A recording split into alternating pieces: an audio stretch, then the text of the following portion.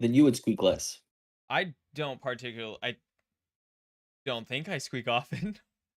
Now I'm nervous about this thing you've said, and I feel like I may squeak. Um, anyway, we're doing a holiday special. Nope, too low. Half bonus that one of our players is not playing this evening because it was the holiday special, so it's not like we're missing canon. Yes, or not that we would anyway.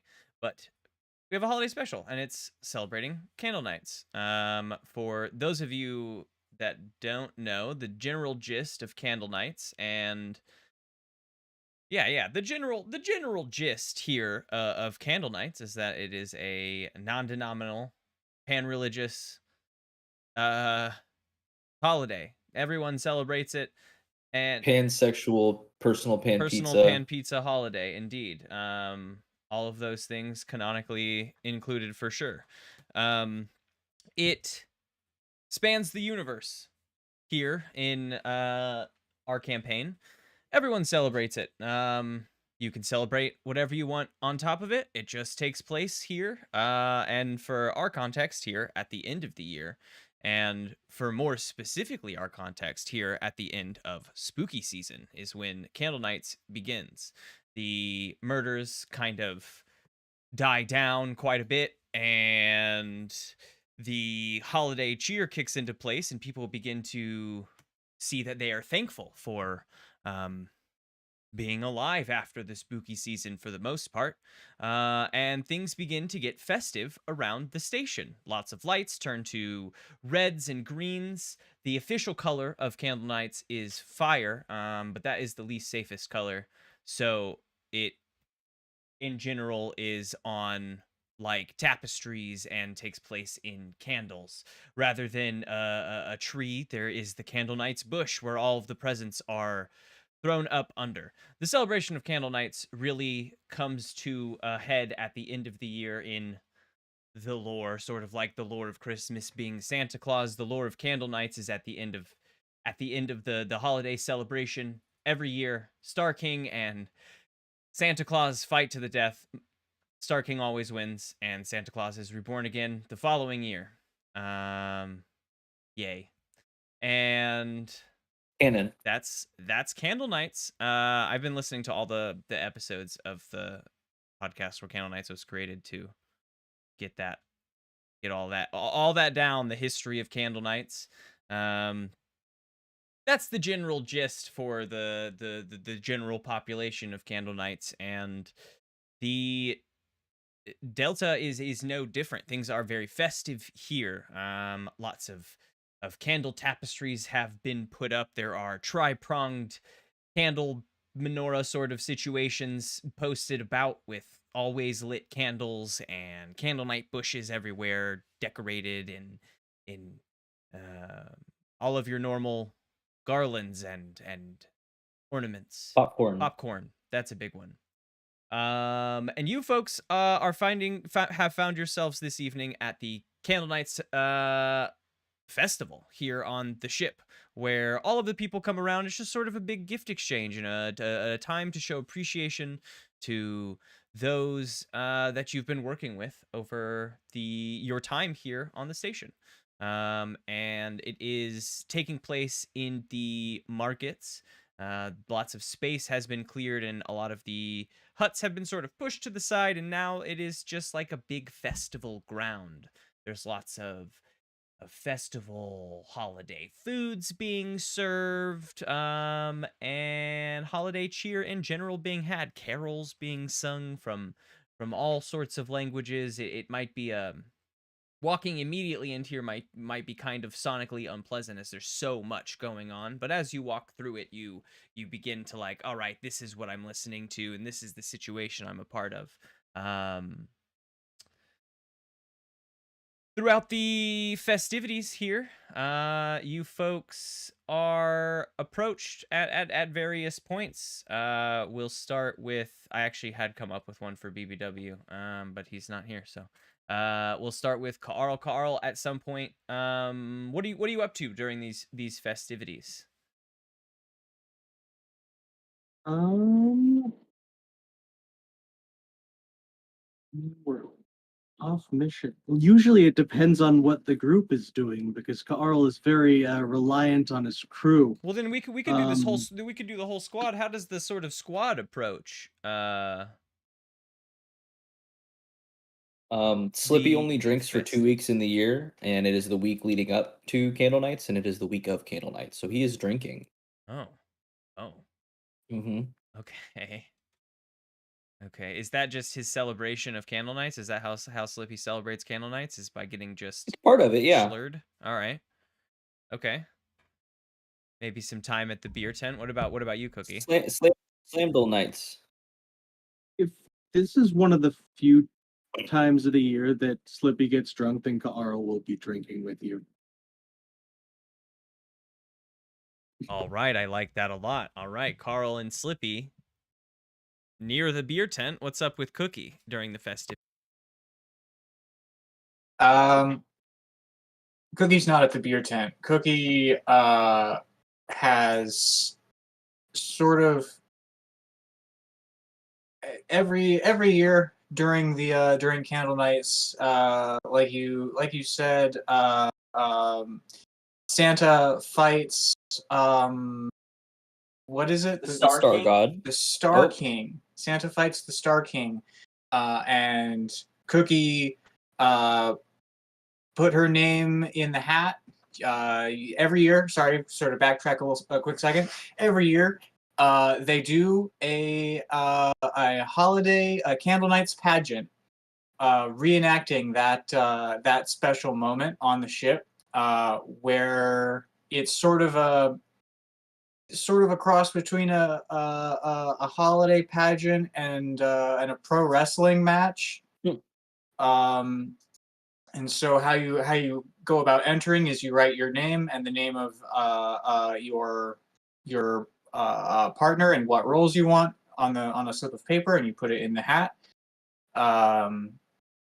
And Cookie has entered herself and Captain Rake into the Candle Knight's hat for the pageant fight. I think she's at the. I think we can check in on Cookie at the drawing of the lucky victors here. So, just as a personal recap, for me, just to try to make sure I have this all down, Cookie is the pageant that obviously happens every year, depicting sort of reenacting the fight between Star King and Santa Claus. Is done by folks who throw their names into a hat, and it's just sort of drawn for the year. And this is who will be And then the they roles fight. of this, and then they will do the reenactment, just to make sure that I know what you're saying. And you, Cookie, have put your name and Captain Rake's name into the hat. Great. Okay, cool. So this drawing is taking place near the beer tent. Carl, Slippy, you two are posted up outside watching Cookie at the edge of the crowd.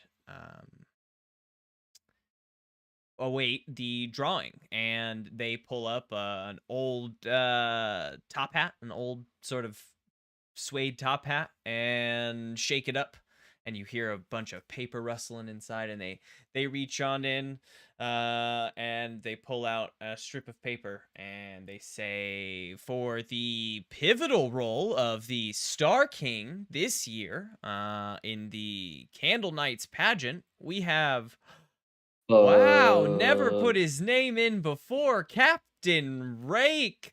And next to you, Carl, Slippy, you hear a sort of commotion as a table falls to the side, and you see Captain Rake having stood up quite abruptly, beer in his hand, Hell yeah, Captain a Rake. little drunk, and he's like, what's this? And they say, looks like you're gonna be the Star King this year, Captain Rake. And the crowd is giving him an applause, and he's like shaking his head no, but there are people coming to like usher him up to the stage.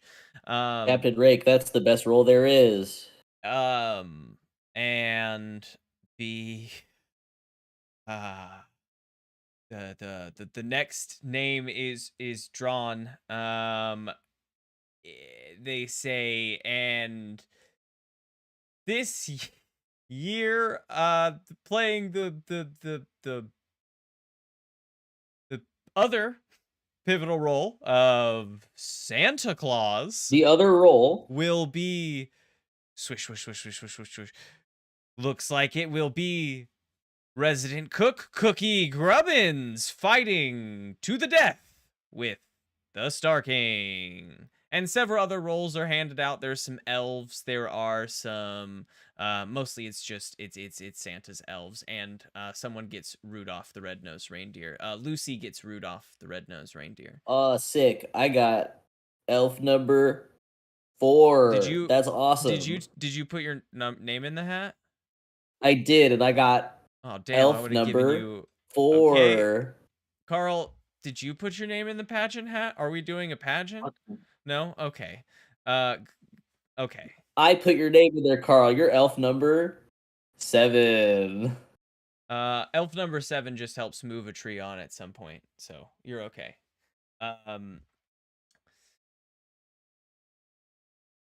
Pageant. So after the names are drawn, there's a few hours of rehearsal where all of the folks, having been called, must go through the base rundown of the Candlenights pageant.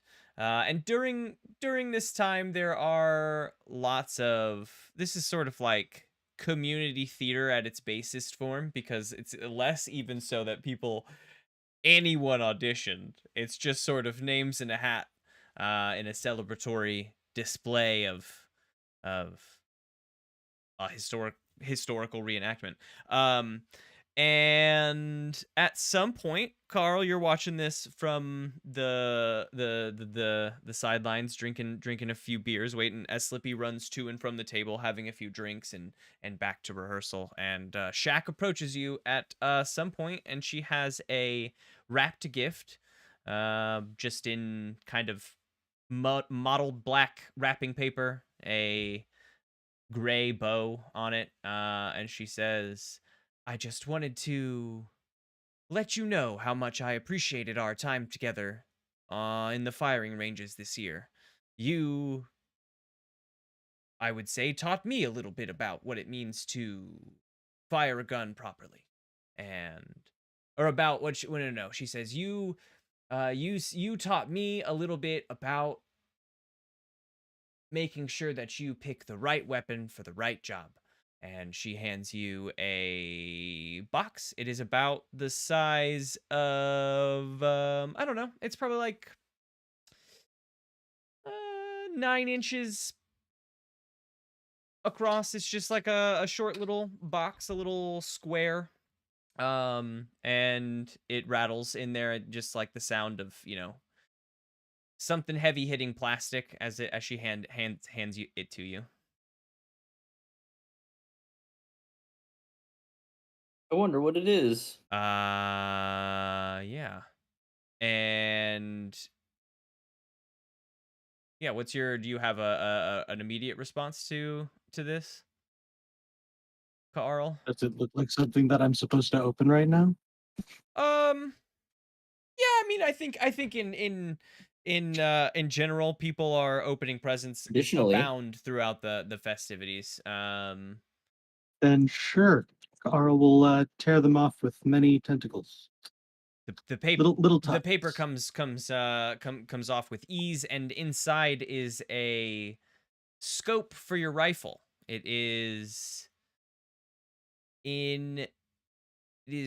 created out of this perfectly carved seashell, and she says that she picked it up while away on mission, and I picked this up while I was away on mission. I thought of you.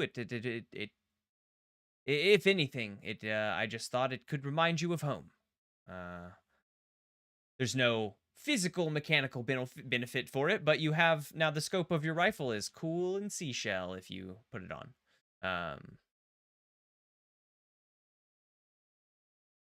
Neat. And Thank you very much. she says, I I do. don't even know how to respond to gifts given to me That's in okay. real life. I also am not great at gift responses. And she says, I do look forward to the future of our time at the firing ranges, and wanders off. She is her role is Santa's tree. It's a Christmas tree, but they don't call it that. They call it Santa's tree, and she Is that the tree that elf number 7's bringing on? yes. Perfect. And yeah, the pageant. What do you want? What does Cookie want from this pageant? What did you just want to kind of explore this situation? Did you have a plan coming About what into Cookie this? wants, What was about what's this? traditional. Yeah, well, I'm just curious. No. No, I didn't. It was a thought that I had just before you asked me what I wanted to do for Candlenights. I do a thought about pageant. a book I read where the holiday activity involves people dressed as the main players just running around the city hitting each other with sticks. And I thought that sounds silly. So no. In fact, I have questions for you as well about the Candlenights Santa space fight. Who's supposed to win? Who is the hero and the villain in this Santa fight? Starking wins every year. It isn't. I don't know about a hero and a villain. It's something the two of them come together every year. It's sort of a cosmic dance. It's every year they come together and fight. Starking always wins, and Santa is always reborn. Yes. So Captain Rake is meant to win the fight. Indeed. Yeah, the the pageant goes off I don't know, without a hitch, and you folks do it, and the fight goes well, and Captain Rake beats you up, and you folks do the choreography. Do you give me why don't Cookie, since you're a pivotal role in this, why don't you give me a defy danger to see how well you perform as Santa? Defy danger. Defy danger. Dexterity or strength. I'm having a trouble deciding. Keeping up with the choreography.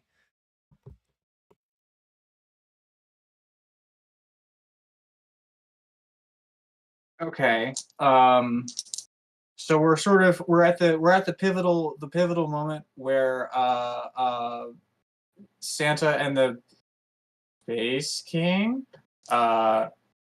what? Star King. The Star King. They James Space, the Star King. James Spader and Santa fight. It's the pivotal moment, the climactic battle where they fight on a volcano. There's firework effects in the background, and the choreography was for the Star King to bear hug Santa from behind and throw him into the volcano, and for him to be reborn in fire like the Phoenix or whatever. But Cookie doesn't want to go into the volcano just yet. Cookie's having a great time. Unfortunately, Cookie rolls a 3. in her defy danger strength. So the folding chair that she had prepared off in the wings just doesn't get a chance to shine. Captain Rake, the Star King, dressed as the Star King, glowing, I don't know, head and mechanical body, comes up behind Cookie, dressed as Santa Claus with a little bit of fluff around the edges to make you look bulky for Santa, and grips you from behind and falls backwards into the volcano. Crowd gasping for tension. And after a brief pause, you laying down on the ground, the wind kind of knocked out of you, having landed kind of wrong beneath at the bottom of this prop volcano. Captain Rake standing at the edge of a little platform up below the lip, reaches his hand up and grabs the volcano, and the crowd goes wild, and he pulls himself up above the volcano. He looks back in the volcano and gives you a little thumbs up under it, and then crawls out onto the stage and goes on to finish the show. You, at some point, the base that you've fallen onto as you've started to catch your breath begins to rise back up as Santa is reborn, and the crowd goes wild for you as well. The show draws to a close, the crowd having really enjoyed themselves. Slippy, as it does draw to a close and you folks are doing your bows and you guys walk off stage, Captain Rake stops you and hands you a little box. It is Slippy about says, the size of like almost like a big, slightly bigger than a ring box. Slippy says, "Oh, that's really funny because I actually drew you for the Secret Santa as well. Here you go." And I hand him also a box that I motioned for him to open his up first, and inside He does. he finds a little photo album that shows photos of the crew in the various places that we've been so far. So it's got me almost getting eaten by a volcano worm. It's got us hanging out at a very fancy casino, etc., and so forth. And then also inside of it is a loaf of bread. Is there what? Why? I really appreciate the photo album. I'll keep it on my desk Thank at all you. times. And he I'm glad pulls you up like it. the piece of bread with an inquisitive look. As soon as he picks it up, it's way heavier than a loaf of bread should be. I'm very confused by this gift. Well, I mean, just check it out. Make a sandwich, whatever. Just have a quick little look see in there. He pulls it out with a bit of a struggle.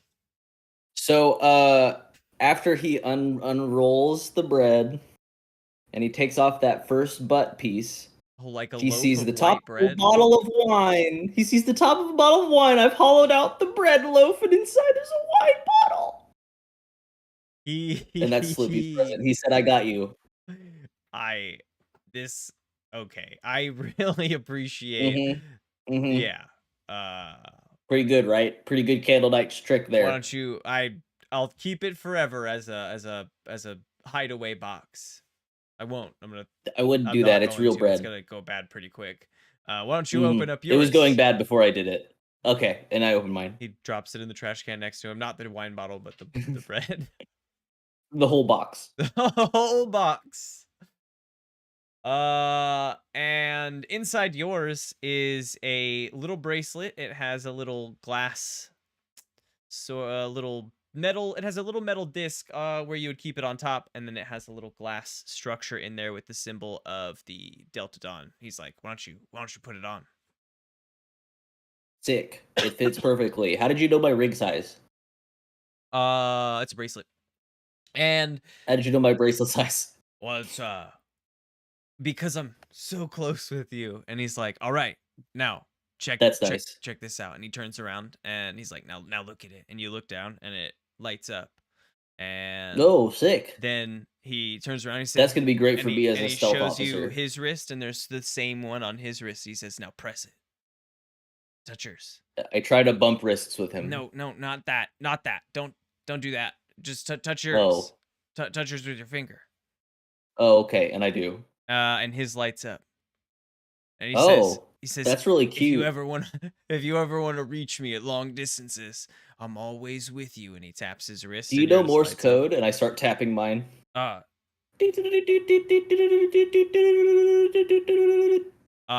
do. Do you know Morse code?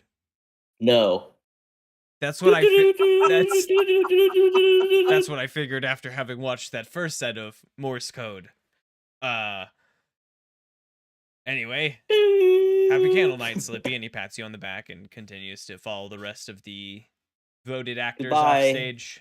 I love you.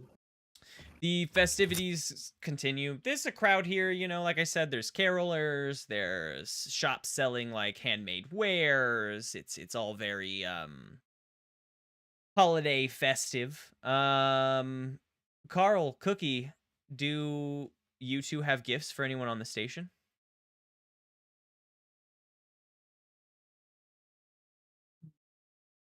I haven't settled on one yet. If you had, Totally fine. Totally fine. Keep thinking about it.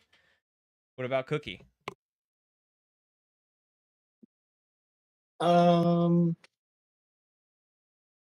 I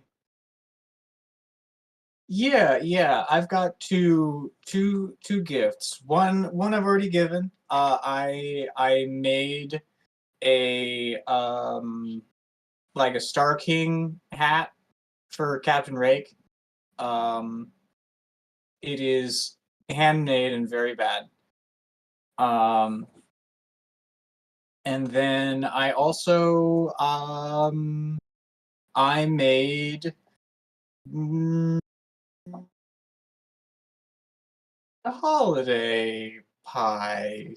Little mini holiday pies. They're full of um sweet potato. Yeah, they're like it's the sweet potato with brown sugar and marshmallows, like the classic saccharine holiday side, in a pie crust. And I made a bunch of them, and I'm handing them out to all the people I care about. So I've got one. I've got one that I'm bringing to Old Lady Weathers. She holds out a tentacle as you approach with the pie, and she says, "Did you bake these yourself? I've been smelling the." You said pumpkin? No? You say sweet potato. I've been smelling the sweet potato all over the place. You made one for little old me? I did indeed. I could not have made it this far in all of my research and um, my various plant related works without your dedicated help here at the station, Lady Weathers. So I made this. You'll even notice, especially for you, it is garnished with pungent, savory herbs from your own greenhouse. So in a way, we both made this pie. She Price. How does an octopus eat? Isn't the mouth underneath? Yeah. Okay. Well, then she stands up tall and slips the whole pie underneath of herself. And when she She pulls sits on it, that as it tentacle were. out, there is no pie, and she says, that was mighty delicious. I I I can't wait a whole nother year until I get to try your holiday pie again. And I I I don't even know how I could say, I don't know. She puts the tentacle back up under herself, and you hear the sound of like someone sucking a finger, and then she pulls it back out. Also, like she was licking her fingers clean from the pie. I didn't really know how to say that, and then that interaction is over entirely. And Lamau. as you walk away from it, the captain of the ship, Captain Marjorie, approaches you, Cookie, with a similar to a lot of the ones we've described, a ring-sized box. And she says, I do hope that your recent adventures have been going well. We haven't had a moment to catch up since our early encounters.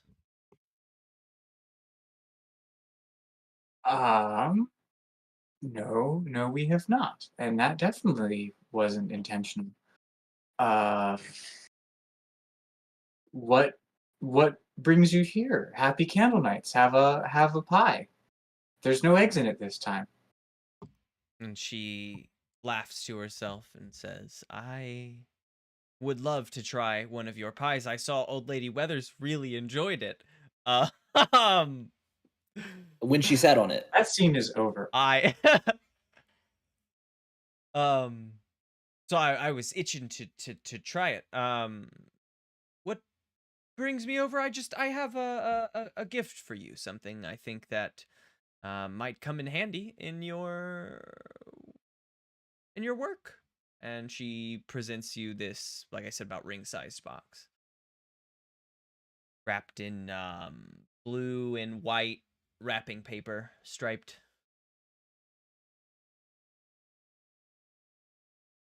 I open it. What do we got? Inside is a little jar. It is a little glass jar, and it contains it's filled with a type of egg. And she says, these are fuck, I didn't think of what kind of egg they would be. These are caviar. They're delectable and found only on one planet in the known universe. Back there on Earth. We've got a few in a shipment sent out to Fish some have of our. live birth everywhere else in the galaxy. Yep, exactly. Yes. So it is a quite a delicacy, and I thought that they may complement some of your dishes. This is. Couldn't figure out that word for some reason. Wow. Caviar all the way from Earth. That's a queenly gift. Thank you. When I figure out what to make with these, I'll be sure to send a portion back your way.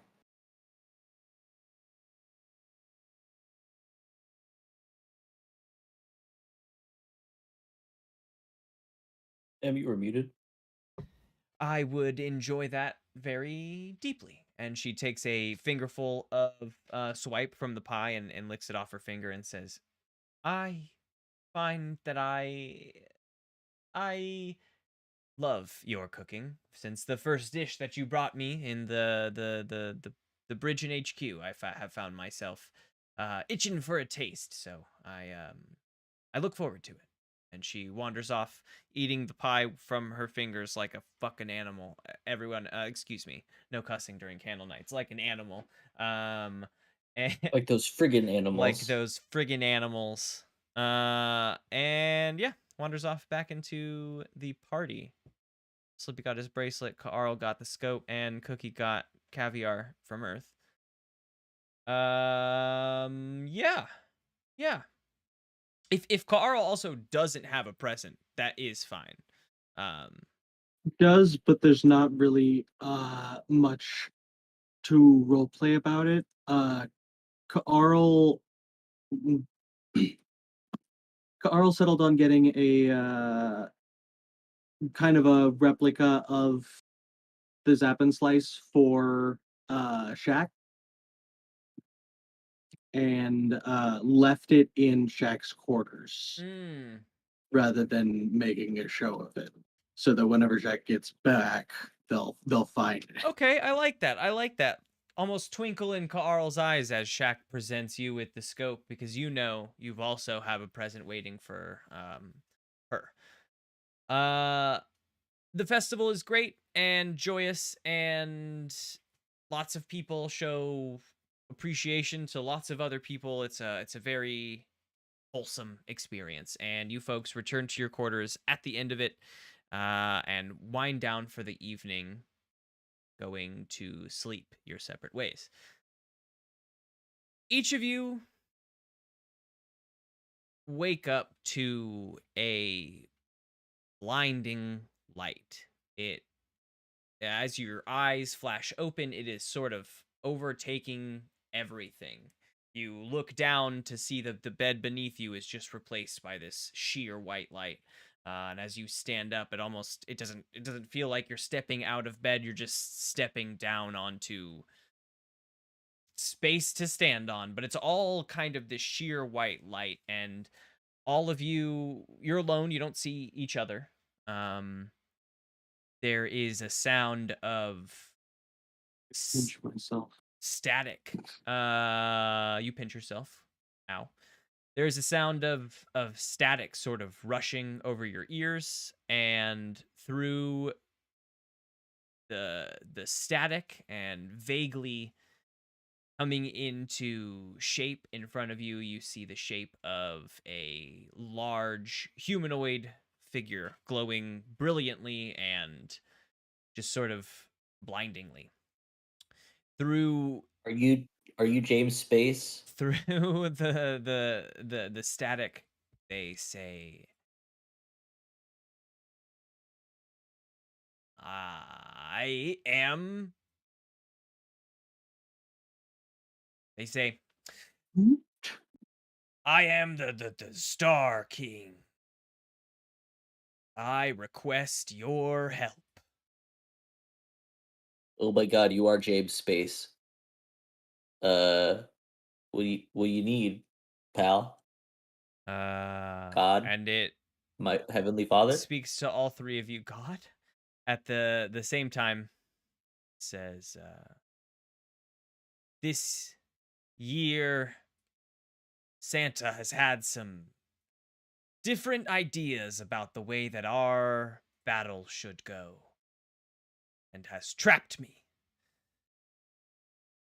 I have reached out to whoever is open to my energies, and was able to contact you, he says to all three of you at the same time. In response, yes, to Slippy's thing, but says out loud to you. And it's all of this is sort of picked up through this like blaring static. He says, you will find me trapped in Santa's workshop. Please, don't delay. Candlenights must not be born. And the static sort of overtakes you entirely, and you flick your eyes open, surrounded by snow and caught in a snowy drift. As you sit up, you see each other sitting aside a snowy hill, overlooking a veritable snowscape. Yes. You're getting up, not raising your hand. No, that's just Carl waving at Slippy. I see. I thought the first one was a hand So, raise. did God tell you guys to kill Santa too?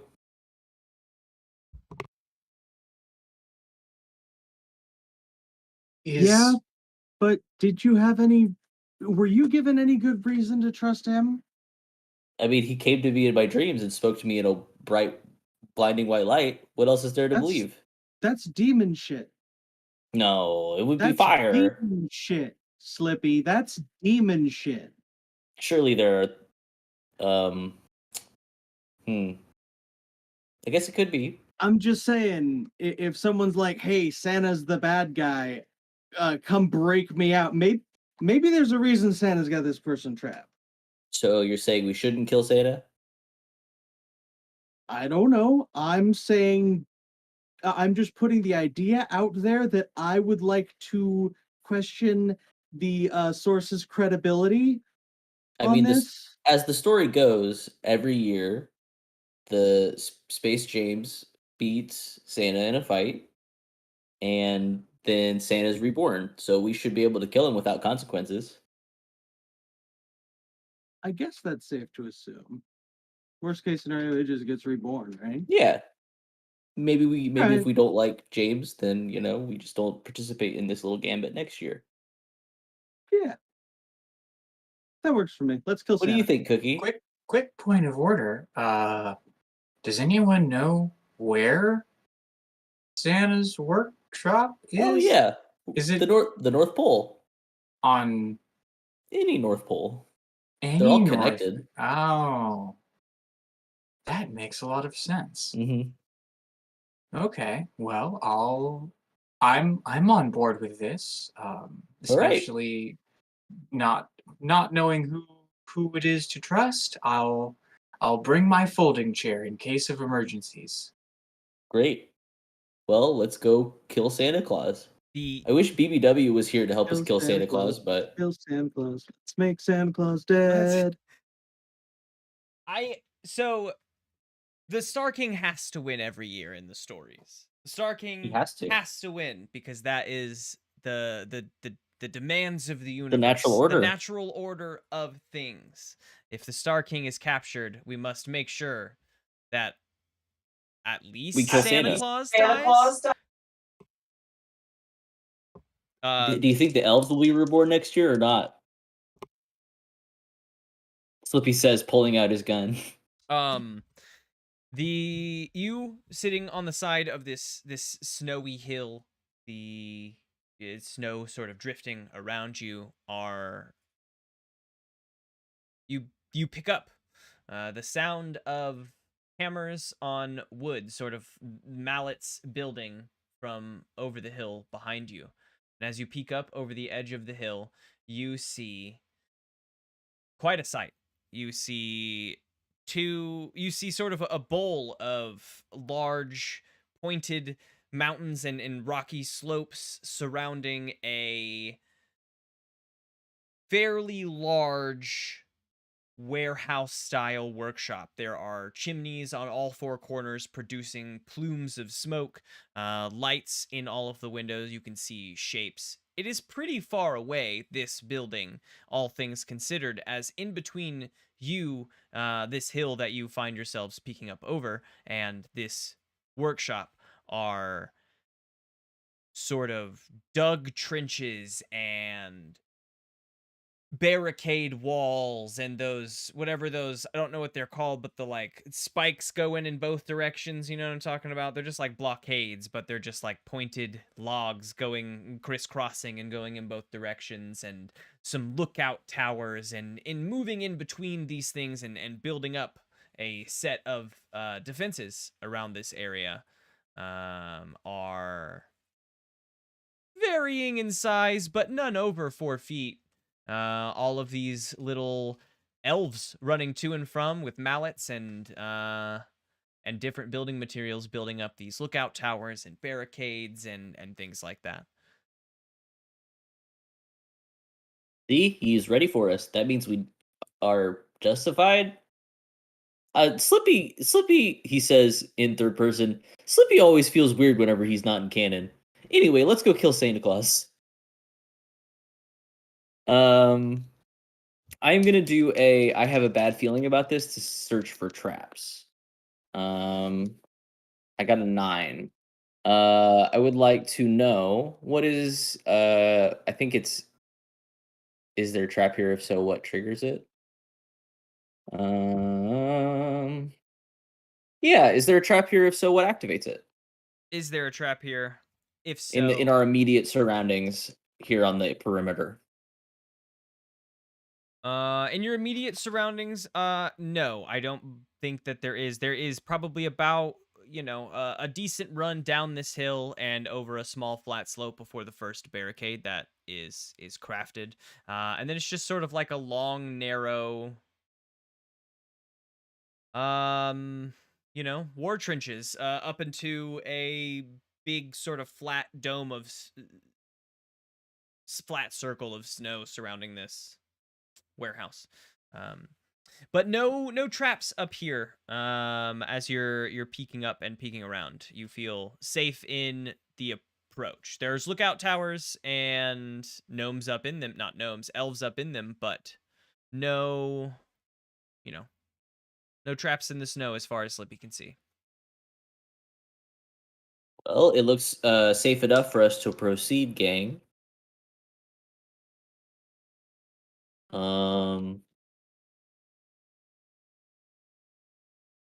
There's not like a stealth roll. Does it look like there's So- a side door or anything? Quick For point some of of us order to- about the gnomes. Are they Elves. wearing traditional? Are they like? Do they have floppy red hats and Christmas outfits, or like what's the? Do they look like Santa's elves, or are they like different? That's a great question. They look like Santa's elves. They have bells at the ends of curled up pointed shoes that jingle as they run to and from their areas. They have their pointed hats with bells on the end and things. Where typically ending in maybe a fluffy rim of like white fluff or something actually come down in battle helmet style over the front of their faces. They seem, they're dressed in their holiday fashion, but it's in their battle holiday fashion. Yes. Okay. All right. Well, I have the first portion of a plan. I don't really have a method of entry, but I have a distraction, and Cookie puts on her Santa outfit from the pageant. With this brilliant disguise, I can distract the gnomes, and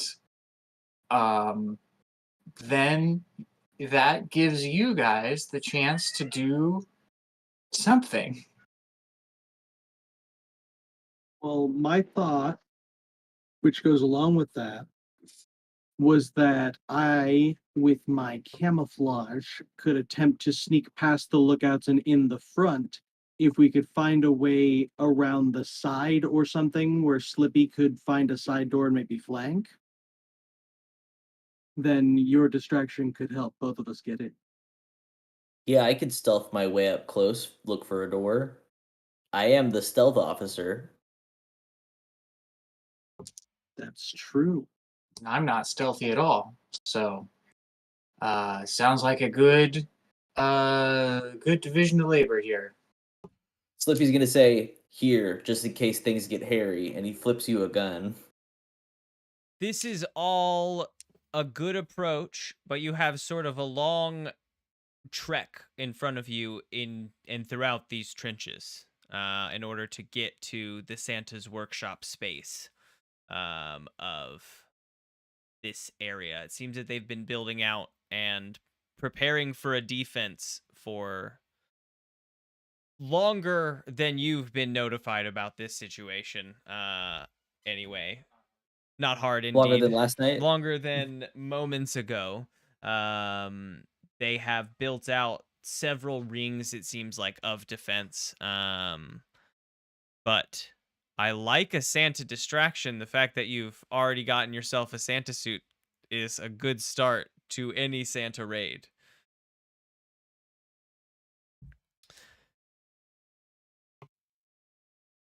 I wonder which one of us would be most convincing as Santa Claus. The frog person, the octopus person, or the bug person. Yes. So while you have Hopefully your they're not too convincing and we don't end up shooting them.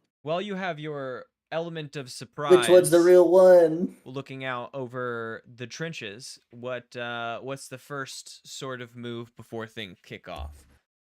We're moving fast Slippy's and loose gonna- with it, right? Like, we're attacking Slippy's Santa's gonna workshop. pack some snow into like a hat shape, and then he's gonna put that on the top of his head. And then he's gonna crouch slightly, and he's gonna begin approaching.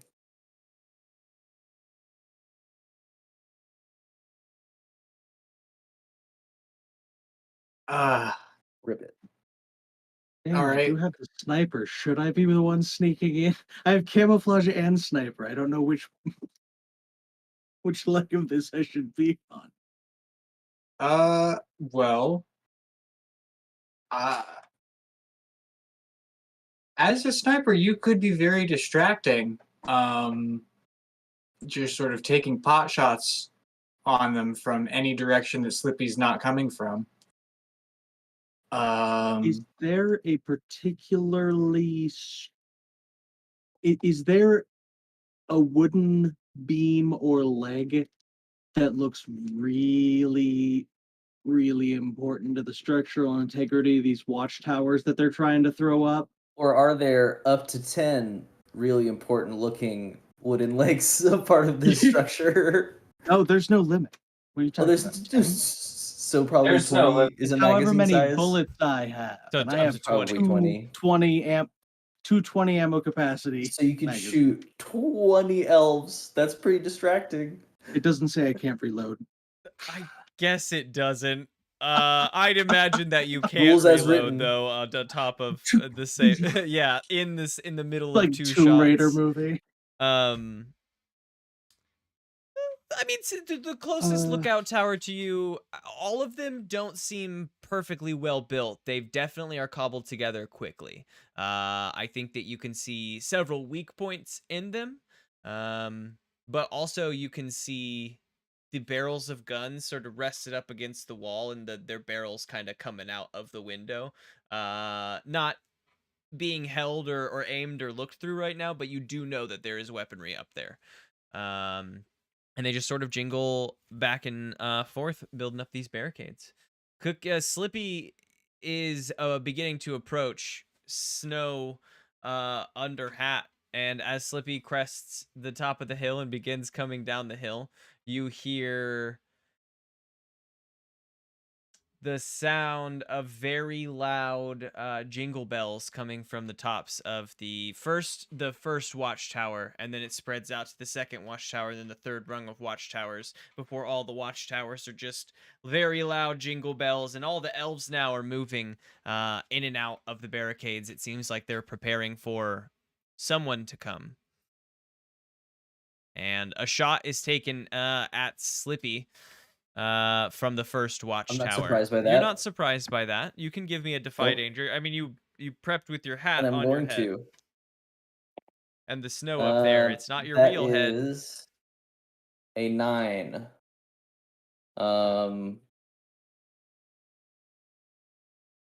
So I stumble, hesitate, or flinch.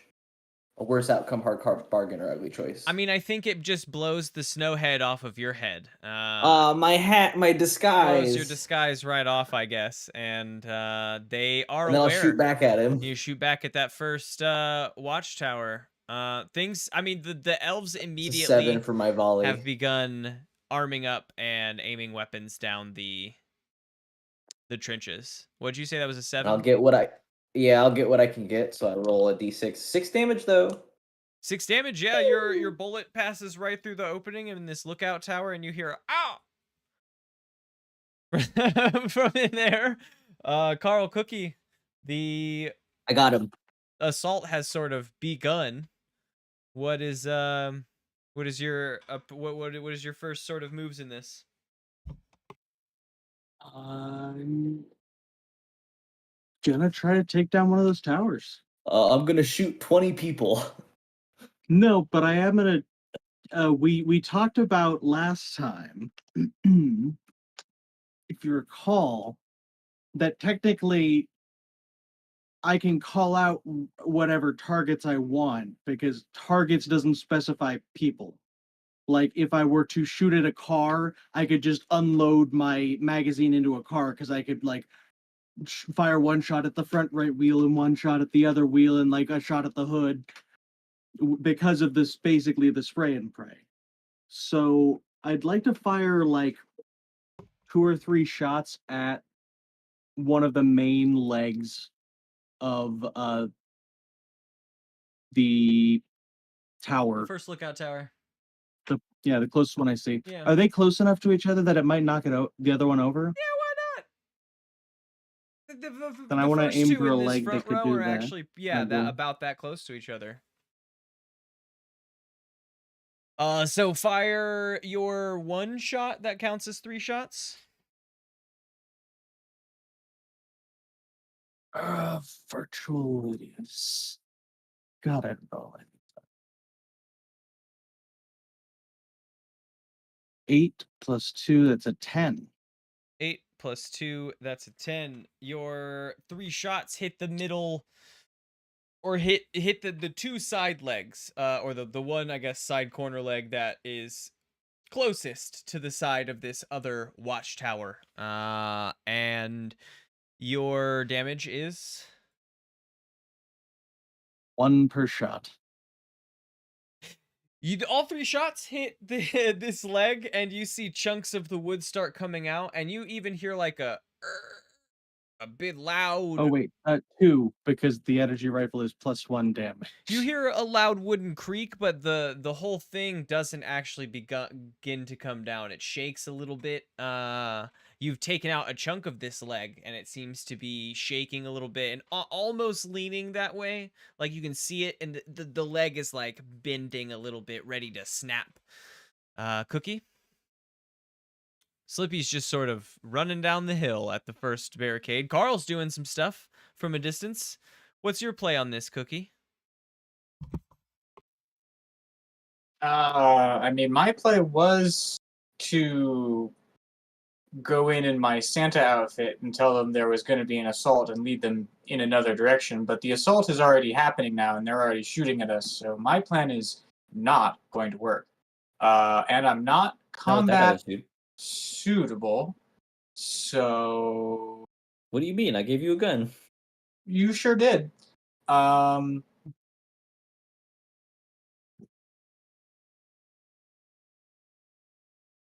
Did the gun you gave me have a stun setting? Yeah, I told you it did.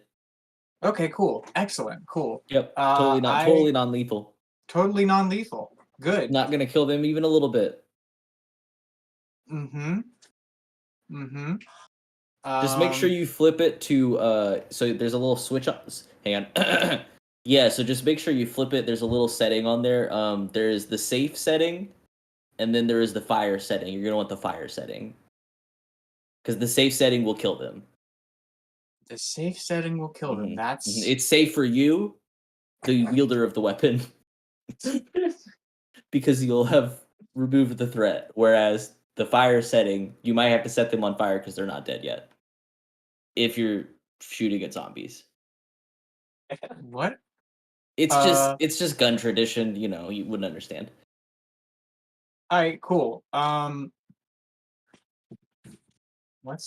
I have any sort of charisma or diplomacy or anything? Am I a social character whatsoever? What is my character good at? Oh no, just cooking. Okay. I think it's fun. Okay. Yeah, and it's not canon. I shoot Slippy in the back. With Gun. With the gun, yeah. It's on the safe setting. Cookie's not super stupid. Doesn't shoot if it's on the safe setting. Oh, well then flicks it to the non-safe setting and tries again.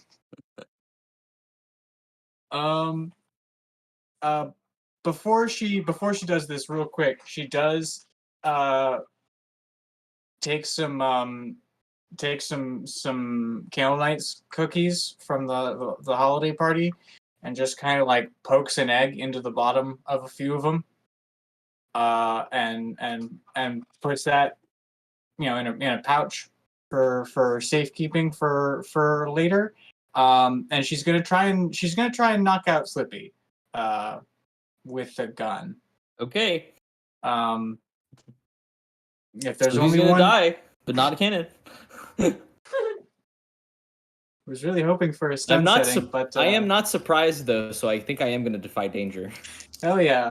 What do I do? Roll volley.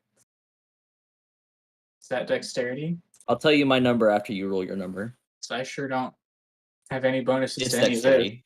Oh, good. -1. That's still an 8. Mine's an 11. Oh man. All right. Well, So I don't even get hit a little bit. I hear it and I dodge right out of the way, and continue my push into the territory. we're just I'm going shoot. to I'm ignore continuing. that. I'm continuing to shoot at elves as I'm going along. I'm shooting at elves up in the towers. And then I'm not sure what I'm gonna do.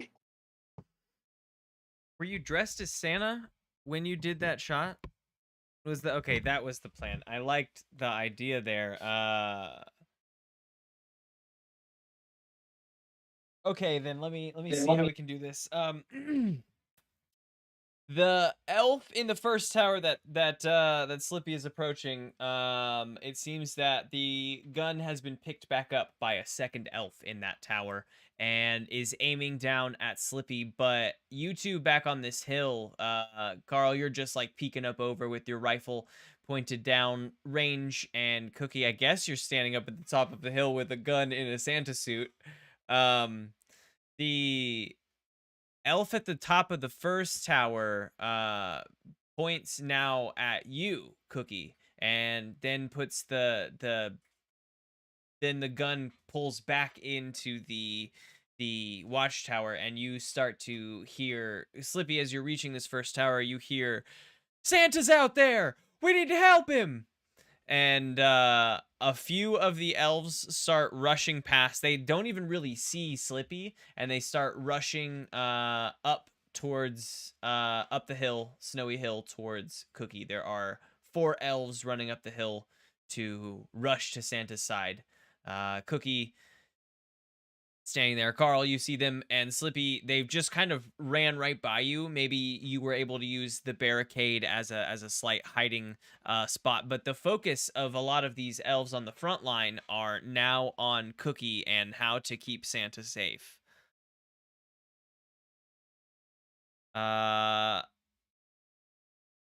Yes, Slippy continues into the lines of the enemy.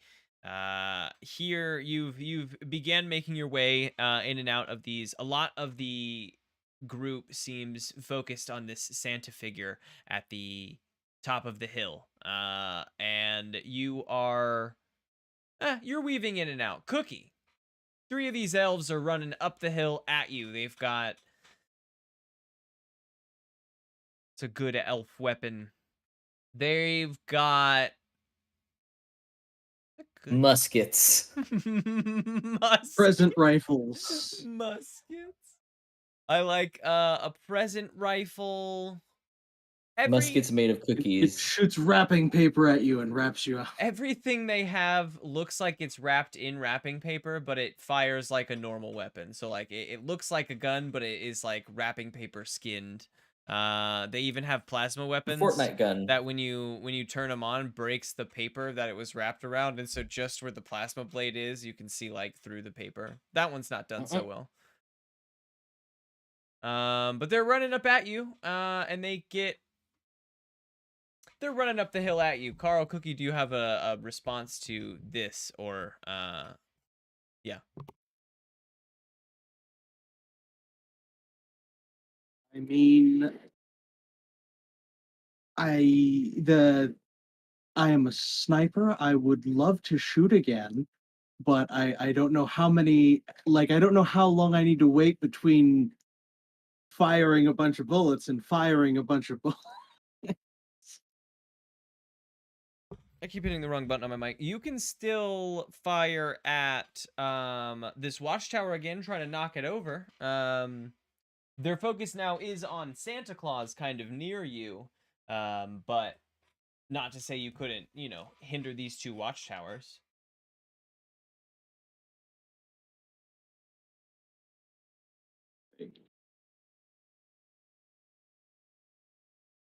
Can you give me the layout again? Because I don't have a visual. Yeah.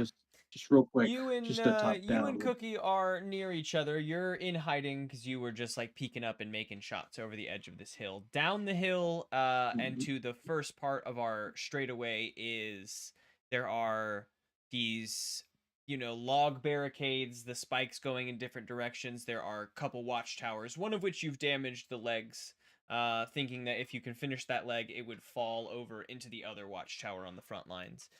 There's a little bit more going on behind that in terms of barricades, another watchtower or two that Slippy is now into, and you think moving in between. And coming up the hill, a lot of the elves on the front lines, their focus is on Cookie, who is dressed as Santa Claus, standing, I would imagine, not too far off from you, but openly on the hill, and running up the hill towards Santa, seemingly toward his aid, are 3 elves with weapons in their hands. They're not running aggressively at Cookie yet.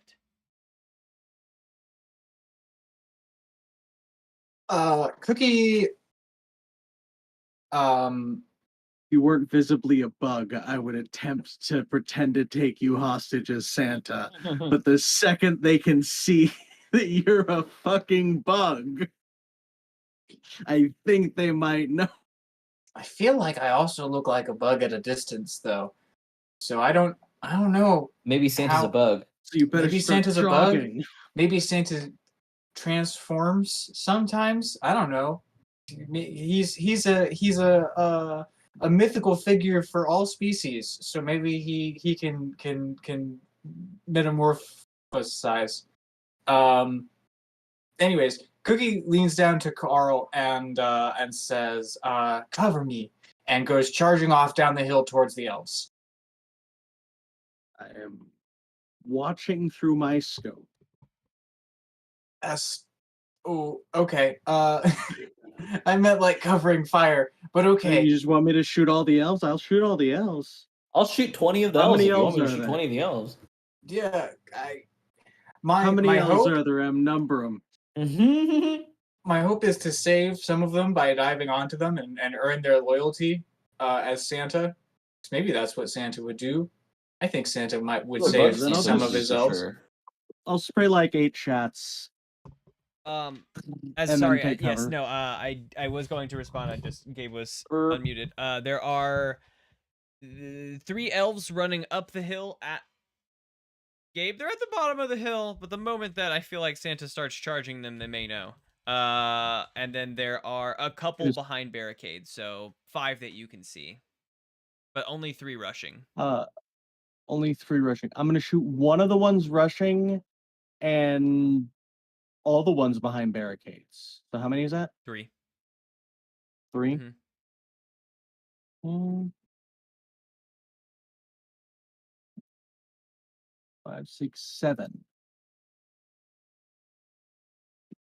That's a hit. No bonus I can effect? reduce my ammo about. Okay. I can. Yeah. Did that make sense? You reduce your ammo by Or 1. was I battling? Yeah, for the 7 to 9 roll on the volley, Mm-hmm. I can take a hit to ammo for that. So damage is another fucking 1, which is 2.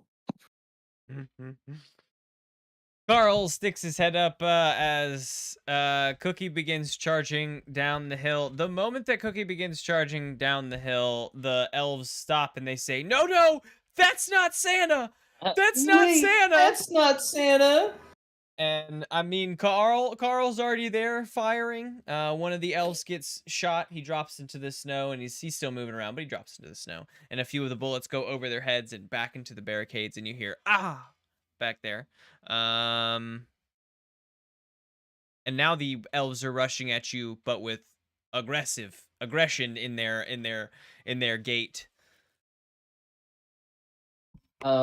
Slippy's gonna peek out from the watchtower that he's been climbing this whole time. Is there anybody in the watchtower? Yeah, Slippy, you've made your way into about the middle of this trench area and climbing the sort of center watchtower of the trenches. You see that there is a one elf in here. It's looking out over the battlefield over at Cookie and does not notice you climb. I really shoot him because I rolled a 12. Oh yeah, poor guy. He's gonna take 7 damage. You shoot him, and he crumples into a little heap, and his gun rests up against the. And then I'm gonna start grabbing elf guns to shoot at these elves that are mobbing Cookie Santa. Okay, that's perfect. All of a sudden, So I'm sort of gonna be trying to do what Carl does, but I'm just gonna be doing it with multiple guns. Bang, bang, bang, drop that gun. Bang, bang, bang, drop that gun. Bang, bang, bang, drop that gun. okay. Like that scene in Desperado. Very Yep, good. exactly. Yes, Cookie. Cookie is also gonna enter combat. Cookie's gonna just lay waste and cry havoc amongst the gnomes with her folding chair. She's gonna live out this WWE fantasy Make however sure you she set the can. folding chair to safe. Yep, a fully safe folding chair. She's gonna, I don't know, she just runs in there and she hits the first one like it's a golf ball. A hack and slash with an 11.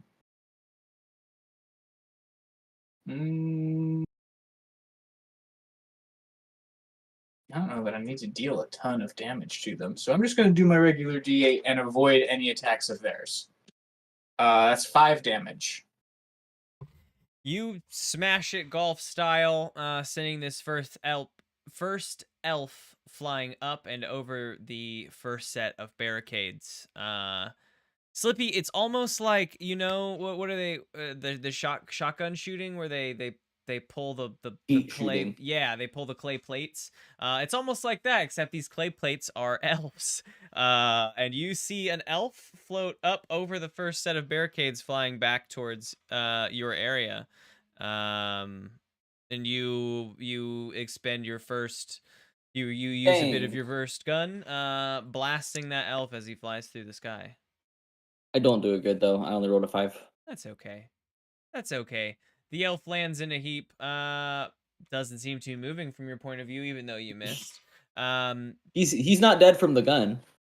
These other two elves are up on Cookie, the other one having gotten back up, and they are preparing to attack Cookie. This is, yeah, I mean, they're not. Yeah, this is not in response. This is just the next bit. They are coming at Cookie for attack. And I think they both swing at you. I'm not. It's weird. I feel like not being in like turn by turn order. They are coming at you to attack, and they swing their present wrapped rep weapons at the fake Santa. Fake Santa's gonna block it with his folding chair. And then push them into the, he's just gonna like push them down into the snow. Yeah, hopefully they'll stay there. I don't know. Gnomes are weird. Elves. Give me a defy danger strength, it sounds like.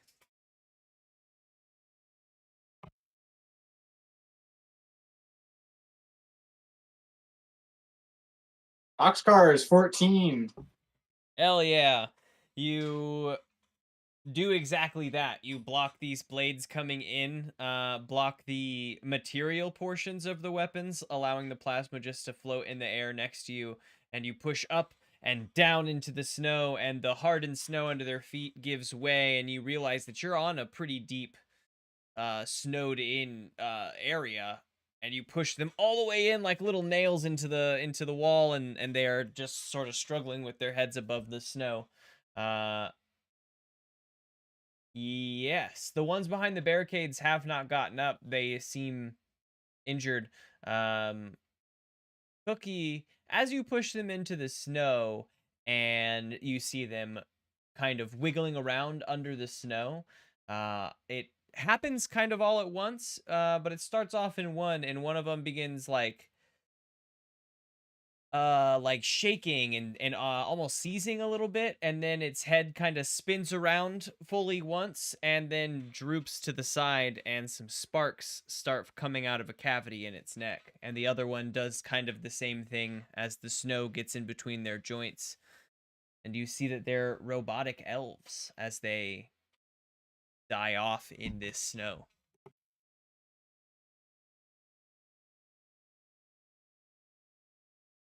Well, that's unexpected. I knew it the whole time. Slippy says shooting another elf. 10.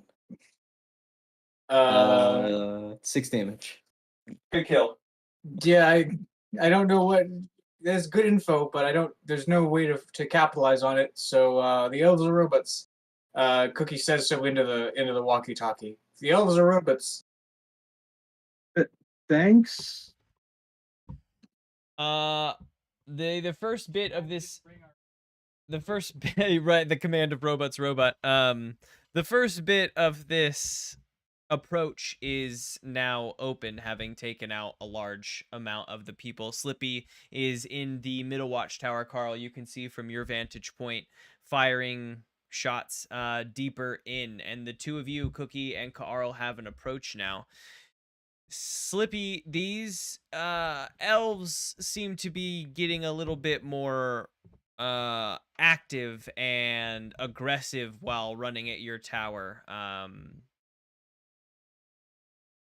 Yeah, but you're I firing. could just ladder camp. I'm just gonna ladder camp. So I'm gonna go prone. And then as soon as they like peek their head up above the top of the watchtower and the ladder, that's where the gun is. And I just shoot.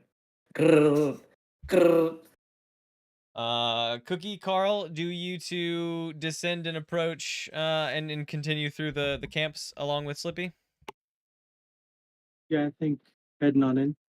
Yeah, whatever the easiest way into the workshop is. Cookie's heading in there. Gun in one hand and folding chair in the other. The three of you, Cookie, Carl, you meet up with Slippy having taken out. You meet up with him at this watchtower as the last body comes falling down, mechanical glitching in the snow. You make it up the watchtower for a moment of safety, reconvene, and working together make your way through the camps without much more incident than you have faced so far. Hey, Cookie. Were you trying to shoot me in the back? The dramatic zoom Yes. out. Why? Well, I thought that a prisoner and my Santa outfit would get me close to the big man himself. I see. I understand your thought process. But if you do it again, I'm gonna change the setting on my gun, and then we'll see how you like it. Two Anyway. safe guns.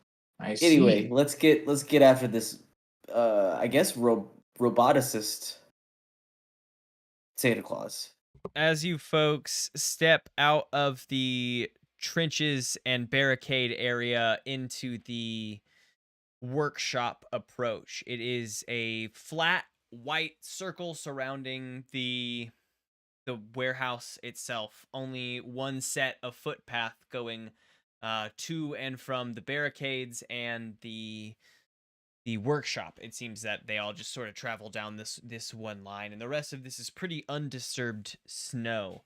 As you make your first few steps onto that little snowy area, you hear metallic launching sounds. Thum, thum, thum. And you hear 8 of them from behind the workshop. And in front of you, into the ground, really in front of you, slam 8 pods. And they open up, and out of them come 8 reindeer. They step out onto the Oh snow. no. They look up into the sky. They shake their mechanical bodies. You immediately know that they're robotic as fuck. And then they stand up, and they're bipedal, robotic as heck.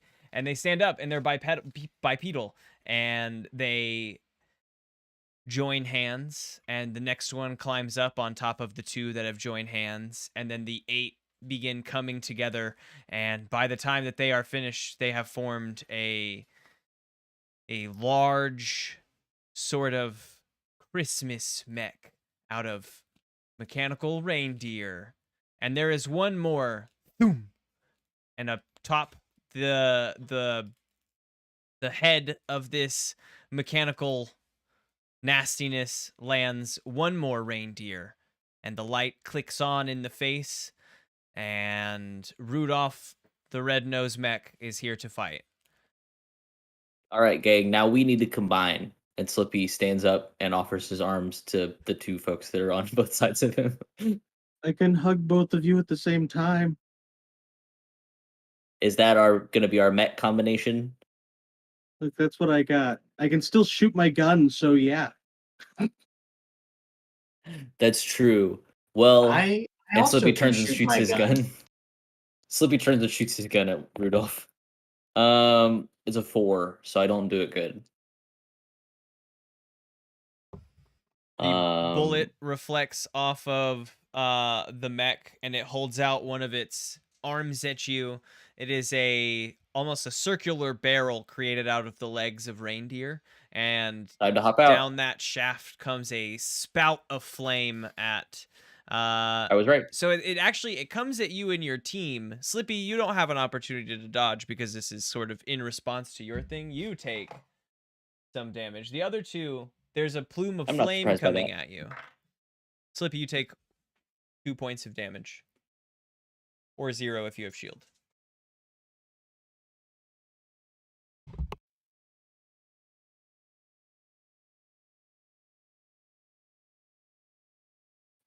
Defy danger dexterity with an 8.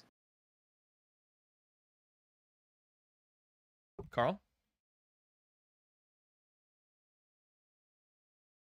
I danger dexterity with an 8. The two of you jump out of the way and move to recover. It takes you a moment to recover before you kind of roll into the snowdrift and have to fight your way out of the deep snow that we've, I guess, set up. And as your heads poke up above the edge of the snow and you right yourselves again, the Rudolph the Red-Nosed mecha is running at the three of you, arms outstretched, ready to pancake you into this hill. It's still about 10-15 feet off. It's just rushing at you. What do the three of you do? I get out of the tower using. It's fine. I rolled a 10, so there's no problems, and I You're already out of the get tower. more things. Oh, then it's just a big. It's a big Christmas themed net that I'm pulling out of my tricks of the Rather trade, than and there's no problems squares, with all it of the because I ropes learned a are 10. folded together with the shape of Christmas trees. And it's got Christmas lights in it.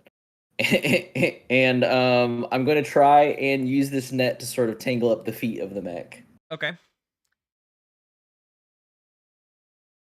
So I'll probably defy danger. Yeah. It's an 8. Okay. And the other two, what are you, as Slippy dives in with the net, what are the two of you responding with?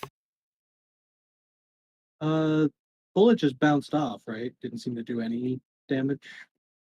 Then I guess I'm gonna try and get close with Slippy, and while he's doing the net, look for an opportunity to try to zap it. Okay. And for Cookie? Might short circuit or something. Cookie's gonna dive into a snowdrift and pretend she doesn't exist. Okay. I'm taking the Carlifer method, I see. All right. Hiding. Love it. Cookie dives into a snowdrift. Why don't you... Yeah, this thing comes... Slippy, what was your defy danger? Was it an 8? An 8. An 8. You run in between its legs. The worst outcome is that it steps fully on top of you at one point for 6 damage. You get you get it all wrapped up in this net, and it starts to tumble, and we'll say it kicks a foot out trying to catch its balance, and kicks you about 10 feet across the snowdrift. Oh. Carl, what you said we were waiting for Slippy to get it tangled. This thing is starting to come down. It seems the net has tangled it pretty well. It's starting to fall. And you see Slippy's feet sticking out of a snowdrift. About 10 feet away. So that is 9 plus 1 strength is 10 for a hack and slash. And the way signature weapon works, on a 10 plus, I may stun the enemy instead of causing damage. So I'm going to hit it with that cattle prod ass end of the telescopic staff. The thing is coming down, and you sort of like poke your stick out, jamming it with the taser end of the stick. There is large currents of electricity that come forth from the spot you touch it. They kind of envelop the thing, and as it hits the ground, it breaks apart into the 9 original reindeer. They are quick to respond or quick to react anyway, and begin pulling themselves up out of the snowdrift and trying to stand back up in their bipedal style again. But your attack seemingly having disrupted whatever was holding them together, for a moment at least. As they are recovering, Cookie is still in hiding. But what do the three of you do?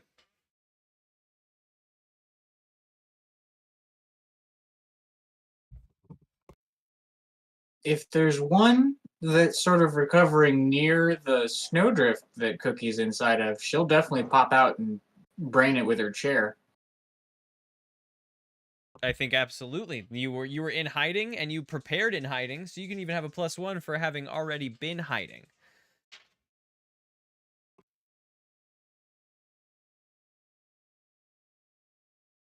That's a 12. Yeah, these reindeer beginning to pull themselves out of the snowdrift, they just sort of fell apart and peppered the snowdrift around Cookie. Cookie, you pop up out of the drift and smash your chair down on it. What's the damage on your chair? That's going to be a 7. 7 chair damage. Comically, your chair breaks over it and wraps around it, sort of like it's in the middle of the chair, you know? And it struggles and falls into the snowdrift, unable to get out of this chair. The others, however, around it are standing up now out of the snowdrifts. Carl, Slippy.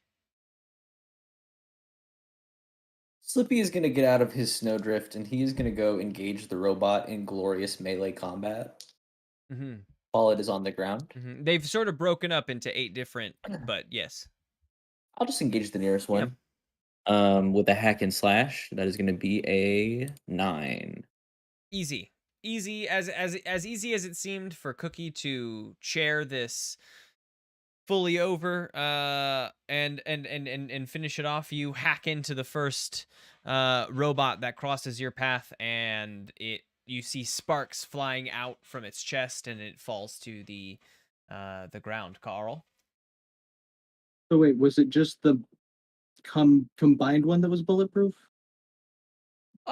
So realistically, that was the bullet bounced off of it because Slippy rolled a 4 on that roll. Gotcha, so that was just me.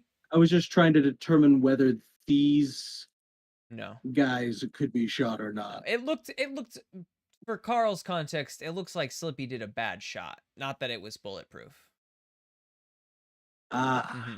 See, that's this mission takes place post my bond being trust Slippy until he fucks up, which is gonna last for that one mission. Okay.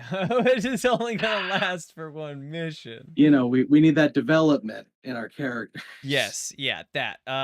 Yeah, you can definitely fire at them. There are 7 left, depending on your bullets. Then I will fire at 7 of them. All of them. 1, 2, 3, 4, 5, 6, 7. Yeah. 7. I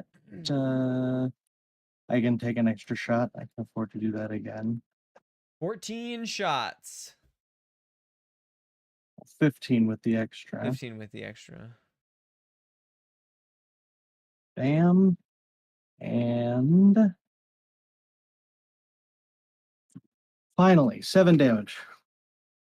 Yeah, these bullets. In 3 attacks this session, and 2 of them have been 1 damage. Cookie, as you've slammed 8. this robot with a chair, and Slippy has knocked out another one, but the other ones are kind of just all around you. And after you have done this, they have all turned their attention towards you, and they've begun to sort of move in on you. And it got dark for just a second as they were beginning to surround you, and then bullets just tear into the edges, the backs of all these reindeer bots, and down they go. You look around you, having seen yourself been surrounded, off to your off back in the edge of that barricade. You see a couple folding chairs sitting around a makeshift campfire, so you can pick up a new folding chair, so I didn't take your one folding chair away from you. Yeah, I was gonna be like, well, there's the end of my meta. Gonna have to find a new one since the folding chair meta was temporary. But it lives on. Cookie takes off immediately. Full sprint away from the reindeer towards the folding chairs, and then possibly towards the workshop. Is that what we're doing? I don't know what we're doing. Yeah. The reindeers so, having yeah. been taken apart leaves a little bit of quiet on the battlefield, and now all that you hear is just a mechanical sort of plunking happening from inside this workshop. And that's really the only noise on the battlefield. You guys have kind of laid waste to all these elves and the reindeer now. And there's just this mechanical ka-clunk, ka-clunk, ka-clunk coming from inside the warehouse. Let's sneak our way in.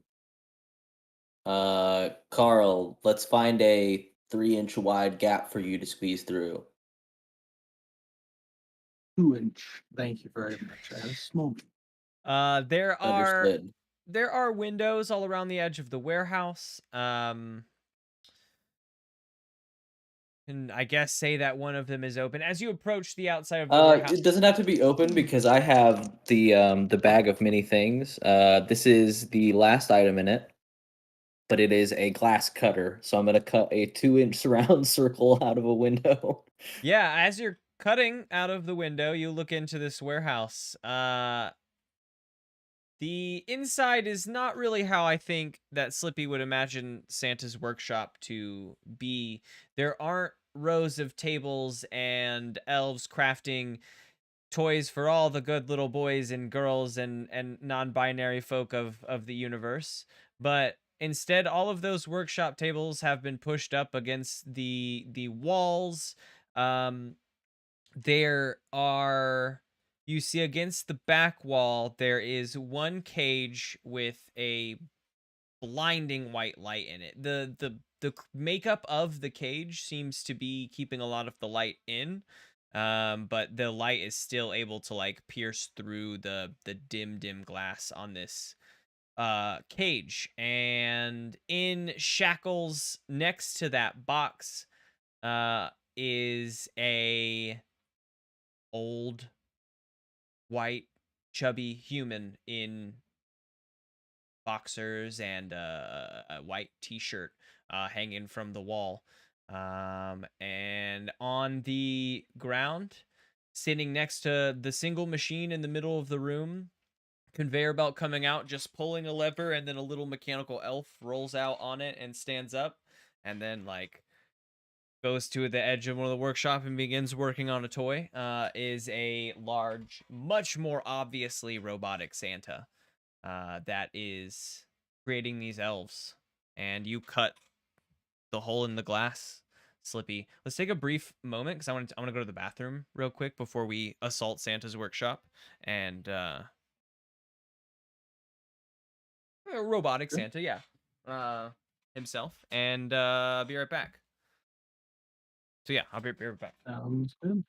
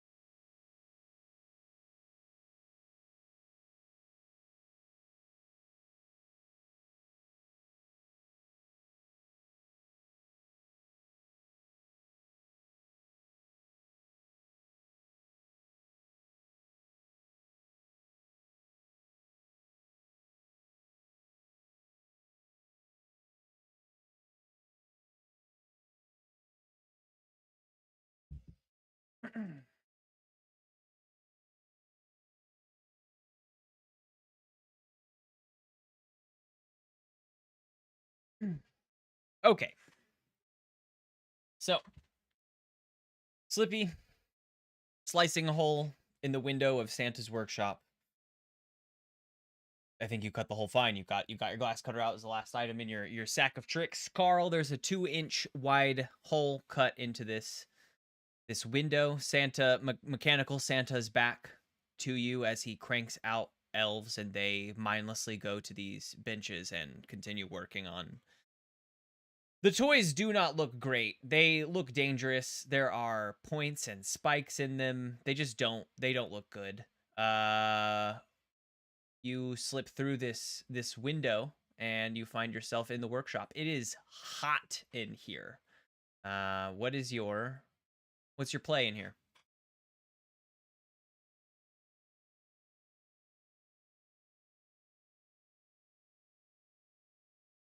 Well, we have Carl slip in first.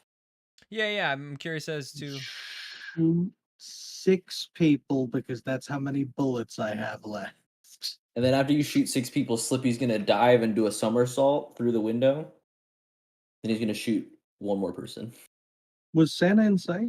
Yeah. So robotic. So yes, robotic Santa's back is to you, about in the middle of the room, cranking out these elves. There's probably about 10 of the robotic elves, undressed and just sort of clearly metallic skinned and robotic, on the edges of this room doing work. In the back of the room, chained to the wall and like rows halfway up the wall above the ground, kind of hanging from these shackles, you see human Santa, unconscious and kind of beat up, and a cage off to the right of them with the blinding sort of white starlight that reminds you of the Star King coming from out of it. So yeah, you have Okay, those so shots to make easily. I'd like to shoot Robot Santa 6 times. He seems like the biggest threat. He is, but I don't know that your ability allows you to attack one person 6 times. I could shoot at his leg and then shoot at his other leg and then shoot at his arm. I mean, you could. You can say no. I mean, you're in. I don't think so on I that. I just- don't mind when they're inanimate That's fair. objects attacking different areas of them, but the ability is definitely for different targets. Okay. So if there's at least 6 things to shoot, I will shoot. Yeah, Santa however and many 5 things elves die. easily. That's 7, 8. Yeah. 8 is good. That is we don't have extra bullets to use, so what are the other 2? Yeah, I have to place myself in danger, Place yourself in danger. Okay. Okay. as described by the GM, And or then less damage. So I'll take the danger. Okay. I like that. Slippy dives in. Shattering the window. Slippy, exactly. We had the stealth. We've ruined the Or stealth now. total damage for each Okay. bullet. I rolled a 7, and so I'm shooting at Santa, and I'm gonna also put myself in danger. So here comes Santa damage. I got 5 Santa damage. Bullets fly out across the room. Carl, your bullets actually take out 5 of these elves. They like blow up into bits across their workshop tables. Santa takes these 2 bullets in the back and stops cranking the crank and turns around and says, "Ho ho, hold on." And you think Shoot him again. you shoot him again. There is, so you took out 5 of these elves. There is one pretty near you and Slippy. Its initial reaction to once those bullets goes off is it rushes you and throws itself down in front of the 2 of you, and then just sort of blows up, pushing you 2 back up and against the wall for 4 damage. And pushes you, it blows you back up against the wall. Cookie, you're still, I imagine, crouched outside. What's your initial play? You gonna stay in hiding until this continues onward? Not as like a don't do that, but as in a for surprise.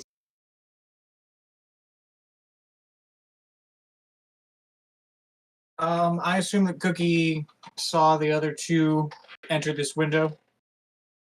Then Yeah, Cookie wants to at least peek the window and see what the view is. There are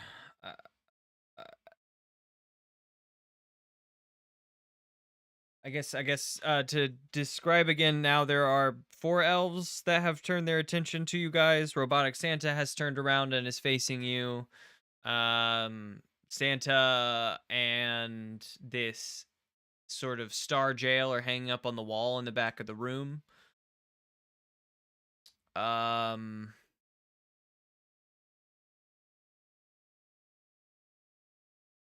just described it. I'm just using less words to describe it again because it's the 3rd time, but it's just like a little box with bars on it, like a little prison box hanging from the wall next to the chained up Santa. The light escaping it, able to actually pierce this glass, is reminiscent of the light that woke you guys from your dreams, the light of the Star King that spoke to you and brought you here in the first place. So I call it a little star jail. But the light of the Star King comes from that box, and Santa is hung up next to him. There's a machine in the center of the room that Robot Santa was using to produce these elves. He has since turned around and said, "Hold ho, ho ho, hold up," and the other elves have turned to you.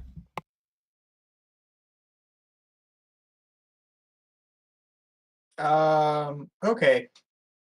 Cookie is gonna come in the window and she's gonna try and make her way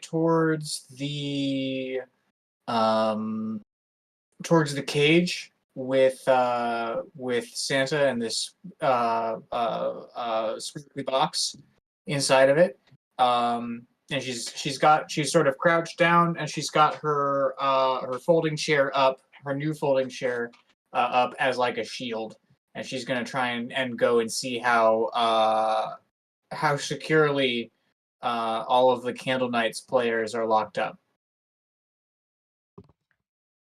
Yeah, trying to you come in the window, and you are with Carl and Slippy. The attention is over here, on you folks as you come into this room, and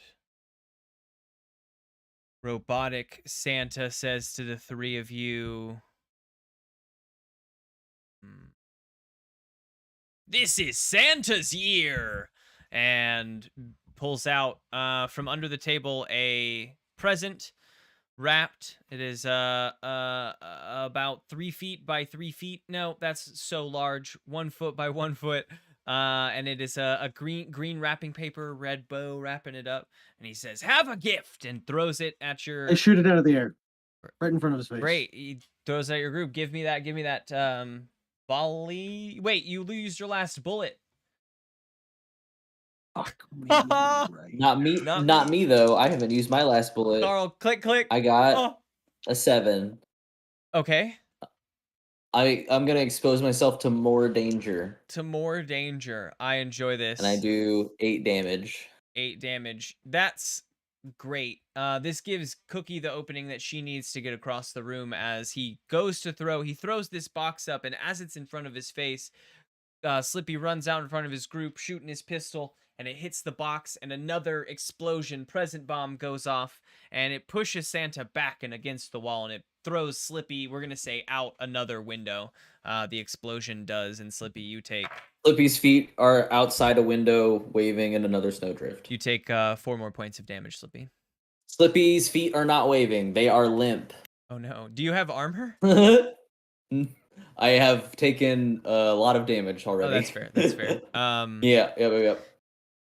Well, Slippy is outside and not wiggling. Dying. But Cookie, now that Santa has been pushed out of the robotic Santa has been pushed out of the center of the room, you're able to make your way across. As you're doing so, though, 4 of these little robotic elves are starting to run up to you, present weapons drawn and ready to swipe at you. What do you do? These are robot elves? Okay. I think I'm just gonna run them down. I think I'm gonna put my folding chair in front of me and just like run over them, just push them out of the way, or crush them under chair or something. We're getting to this cage.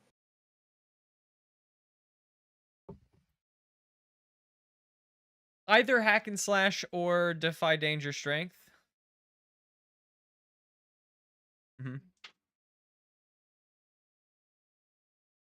That's an 8. An 8.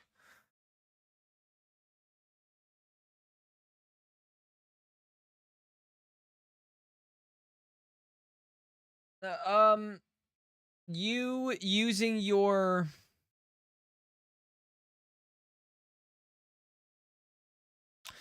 Okay. A worse outcome. Using your chair as a plow, you're able to plow through these 4 robots, but it leaves your chair rather damaged. Your chair has lost some bolts and scraps of fabric. It is barely held together. But looking at it now, it's the perfect breaking chair. Where before it was a good folding chair, and in order to swing and break that on someone, you would have to either swing extremely hard or, multiple times. But now, Cookie, you think you could swing and break this on someone really easily.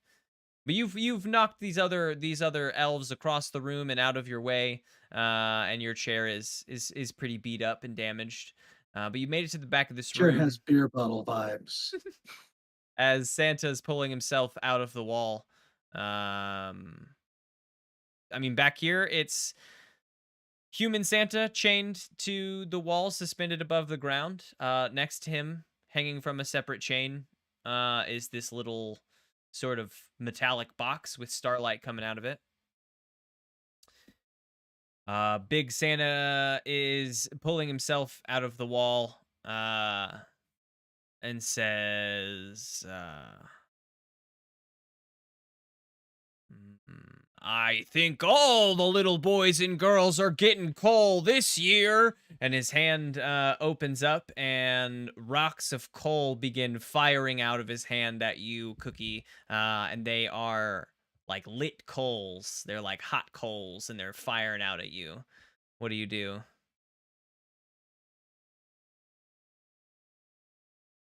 Okay. Quick before I deal with the fiery rocks, is Meat Santa and the Starlight, are they in a cage or are they just chained to a wall? They are chained to They a are wall. chained to. Shoot, my bad. They are chained to a wall. They are chained separately and sort of suspended above the ground. Then Cookie doesn't even notice Robot Santa. Cookie is coming in full bore with what's left of her chair, and she is going to demolish it against the box of Starlight. That feels like a hack and slash. That feels like a hack and slash. I recognize that this may have no effect, but Cookie wants to hit Star King with a folding chair and hasn't gotten to, and rolled a 12. So we're gonna smack the stuff out of Star King. Cookie, you bring your folding chair up. Carl, you see this across the room. Slippy is injured. I'm not gonna do a death roll on Slippy because he can't die. So I'm invincible. he's knocked out, unconscious outside. Die in Christmas land. Yeah, right. Can't die in the special. Death doesn't exist This here. Slippy was actually a robot, and another Slippy is on his way. Oh. Slippy, you're seeing, I don't know, Christmas lights and Stars. presents dance around you. Star Kings dance around your head. Carl, across the room, you see Cookie bringing her chair down atop this star jail. You see Santa we're talking like bullet time here. Robot Santa having already opened fire with the coal on Cookie. These hot coals fly through the air at Cookie. What's your play on this?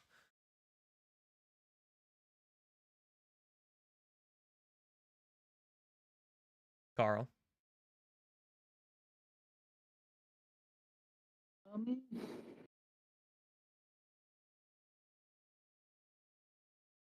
I guess I'm going to start stabbing. Rush at Santa and try to Kinda like, stab him? God damn.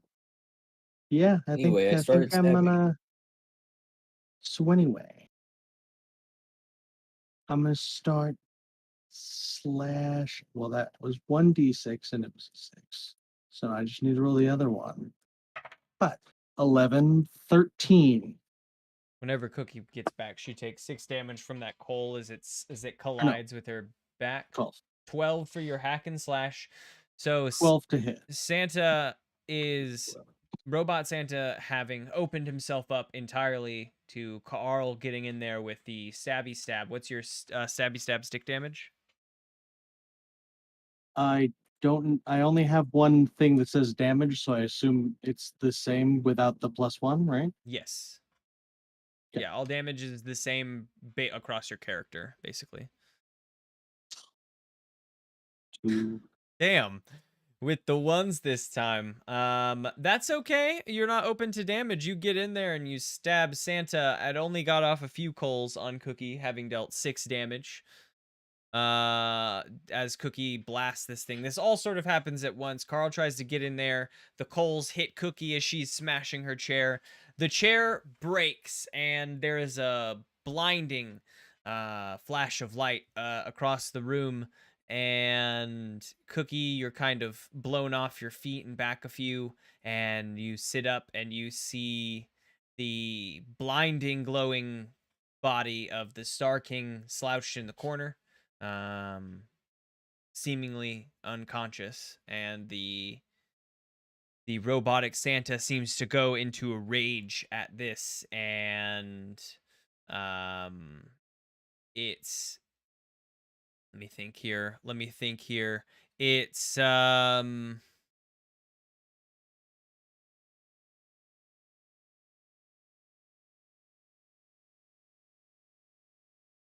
to think of another fun Santa thing for Santa to do, but I've used up presents in coal, and like what does Santa do other than that? I'm gonna take a single bite out of your cookie. I'm gonna Ho, eat ho, these ho. cookies. He can shoot rocket-propelled toads at us, missile toads. Mistletoads. God damn. That's good. Okay. Yeah, he pulls up his other arm, and and there's a little bit of garland wrapped around this wrist, and the fingers fold into the wrist, and what does he say? Gather, I don't know. Gather under the mistletoe, and fires off a rocket from his hand at you, shaped like holly, and it flies at, I mean, I think his focus as a robot currently is on Cookie. So even though Carl's just stabbed him, it the mistletoe flies at Cookie. So probably defy danger.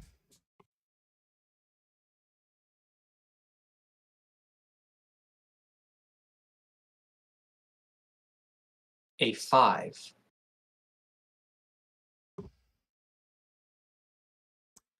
The mistletoe hits Cookie and blows up. The explosion is pretty big. It rocks Cookie backwards. It also dislodges Santa from the wall, who falls into a heap at the bottom of that wall. Cookie, you take 2 points of damage from this.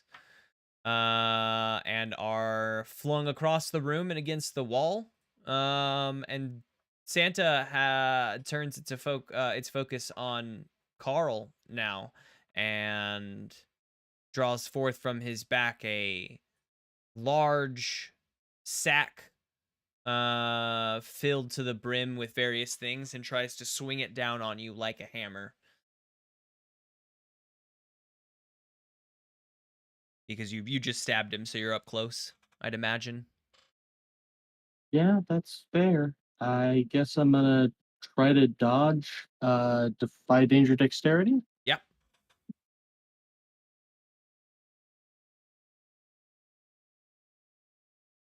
Seven, eight.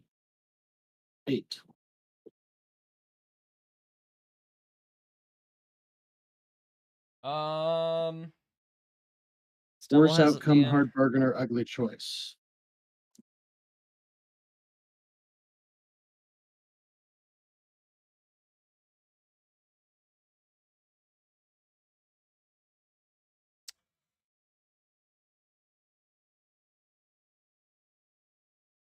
This is kind of where this system is notably so different. I very much enjoy the concept of a middle ground, like given to us mechanically in the roles. I do love it. But then it's on your job as the DM to make use of that, and sometimes it's difficult. Sometimes it's difficult to do just that.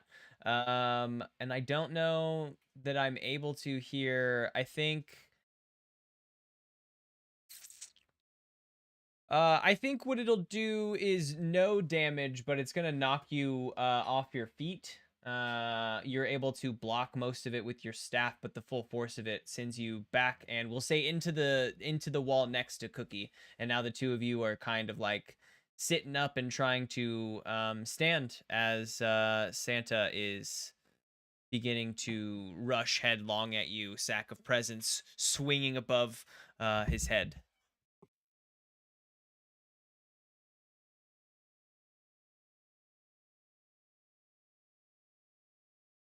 How close to us is the Star King? Also, is he conscious? They are Santa and the Star King have come out of their prisons. They're both kind of lined up on the same kind of wall, but they're both unconscious.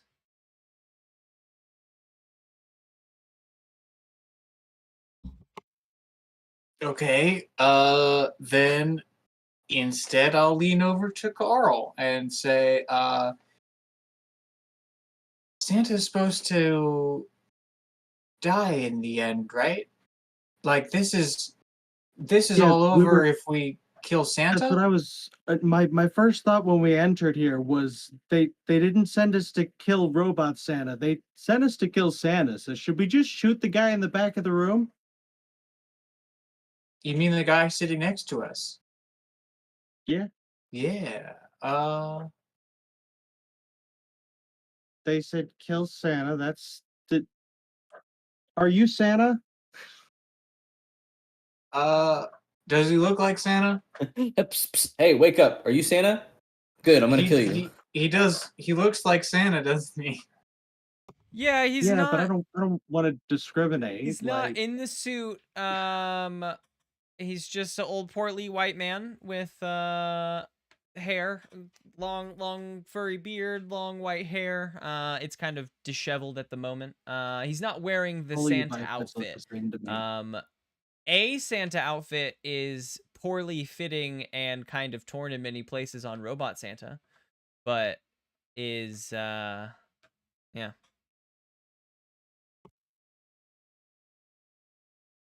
I think Cookie is going Also, to wait. Didn't someone say they were trapped in the workshop as well? Star King said he was The trapped in the person we're workshop. supposed to be helping. And there's only one person in the workshop who's visibly trapped. So I'm just saying, what if Star King happens to be the same physical archetype as Santa? We shoot the wrong guy.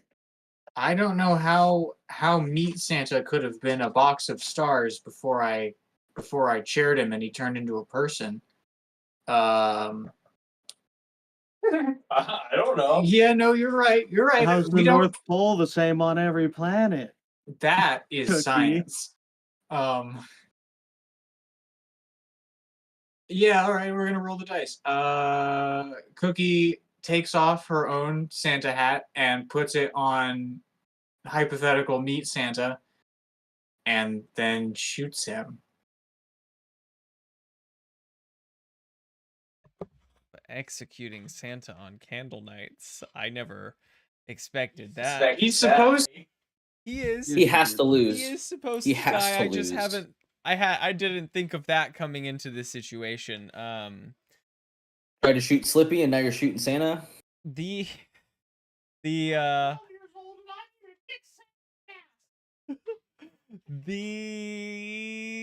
yeah, so Cookie takes her Santa hat off and puts it on the gentleman at the bottom of the wall, and then I guess executes him. The robot Santa begins immediately grinding and whirring as it seems a gear has gotten caught and pops like clean out of the chest and flies through a wall on the other side of the room, and then another one, and then another one, and all these bolts are coming loose, and the Santa's like, "Have you been a good boy this year?" And then is just shutting down in front of you, and fuck me. Guess you killed Santa, huh?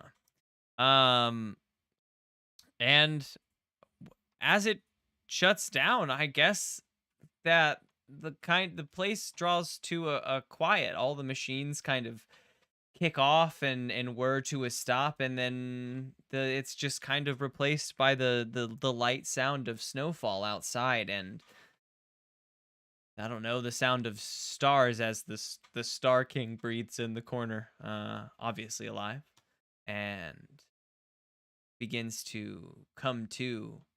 And as he does, the room fills with light even more so, and you hear a, oh, whoa,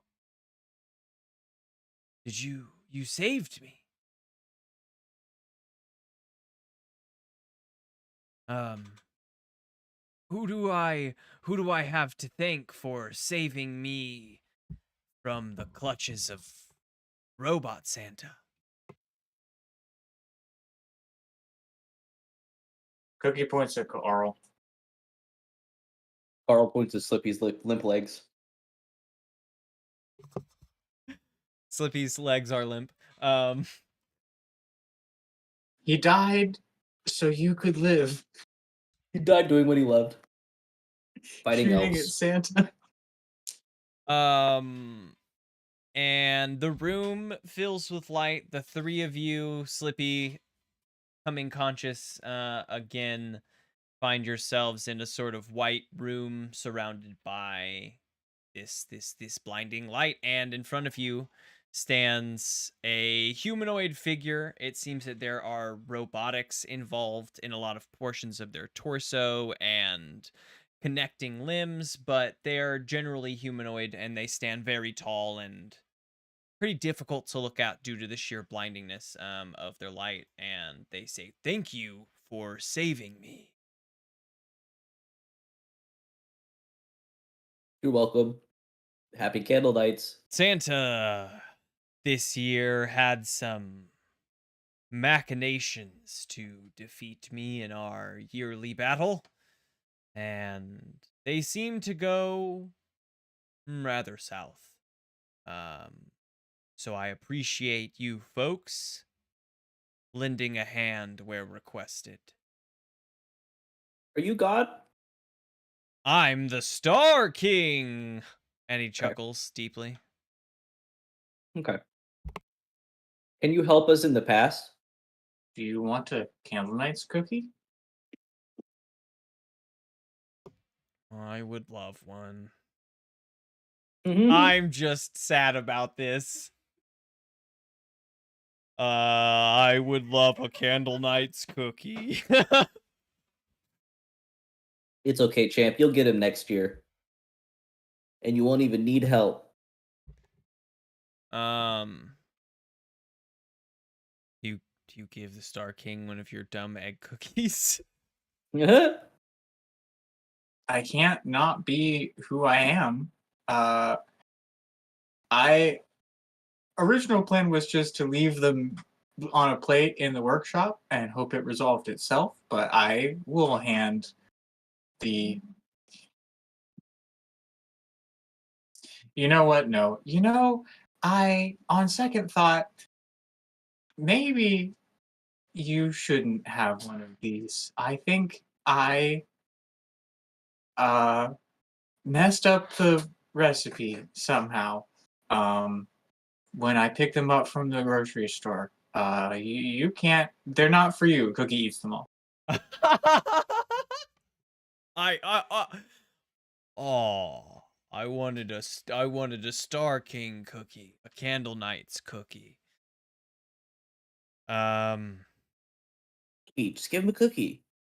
Come on. You folks, I appreciate you coming to save me. You've made it to the ranks of best boys, girls, and non-binary folks this year.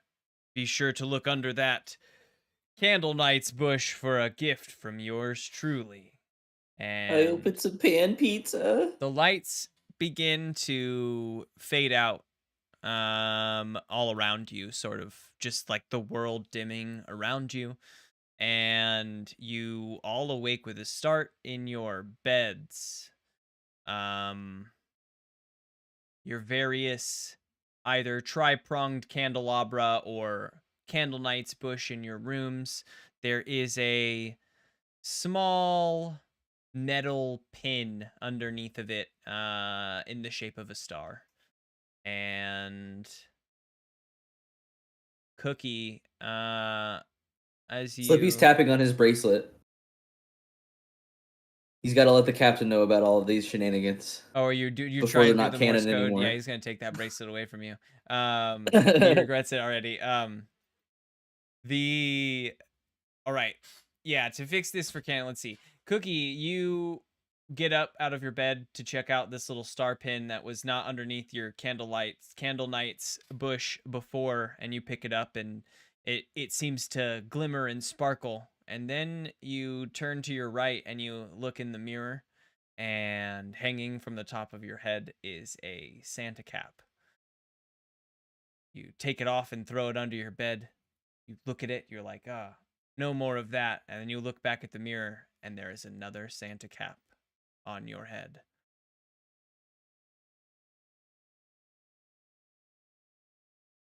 Tim Allen's the Santa. Yep. That is one of the rules of Santa in Candlenights, is a la Tim Allen. If you kill him, you become Santa. And I'm very happy that you killed Santa. And then the captain shows up and takes the bracelet back from Slippy because he's already annoyed the day after. Should have given Star King cookies. Could have headed this problem off real early. Now I have to fight him in a year. Now you're Santa Claus. Now you're Santa Claus. Yeah, it's a classic. It's a classic. It's a Candlenights banger. Everyone knows of that. Sweet. It wasn't as let's celebrate the festive as it was direct assault on Santa's workshop, but I was pleased when I found the bit of lore. I was like, what can we do about Candlenights, and what can I use to make this? And was pleased when it was Santa and the Star King fight. I was like, I could do Star King stuff. Star King, Space James. Star King, Space James. I'm excited that, I mean, after the mission, when I assume this takes place, post this in canon, Cookie's like forever canon Santa Claus. Like that's it's the gonna Santa be Claus. really fun to bring up every once in a while. Cookie just is. You wear the suit and you kill Santa Claus, you become Santa Claus. I love shit like that. You're Tim Allen. I'm sorry. Tim Allen's Santa Claus. Cookie Claus. I'm sorry, but you're Tim Allen. Now you have the ability to give out cookies to all the little boys and girls and non-binary folk and robots of the worlds. I never once included robots in my bit, but they are included too. You can give cookies to the robots as well. We've already given plenty of food to BBW. Anyway, that's Candlenights. Yeah. Little celebration of the Candlenights while we're down a player and also for the holidays. So, yeah. On a note from me to you folks, also happy holidays. And I hope that the rest of them are filled with joyous cheer for whatever that may be. And pan pizzas. And a personal pan pizzas at some point. Fuck yeah. Same to you. Fuck yeah. Well, yeah. Happy Candlenights, y'all. Good games. I felt like the best version of a cliffhanger on that was that Cookie is Santa Claus, so the episode's over at that line. Yeah, regardless of what we're doing next year, we're going to come back and we're going to rejoin these characters and we're going to have to figure out how to deliver presents to everyone in the universe. We'll do the Santa Claus 2 and we'll have to get Cookie a wife. Yep, we have to get... Well, Cookie might have a husband by then in canon, or... Well, either way, the Santa Claus, whoever Santa Claus is, has Mind to have meld. a Mrs. Claus. That's a mind the meld rule. partner. So we have to get Cookie a wife. Regardless of Cookie what will Cookie become already Santa has. Claus, and then That's we have to fine. figure out a wife. We have to find a Mrs. Claus. We have to kill Mrs. Claus with someone else. Naturally. I don't know that Mrs. Claus abides by the same rules as Santa. The current Mrs. Claus is not going to want to be with the murderer of her husband. Yeah, I just don't know that there's ever been a Mrs. Claus a la Timantha Allen. Tombleton Allen. Tombleton Allen. Allenton. Anyway, that was Candlenights. Good job killing Santa and becoming Santa, as I was not expecting.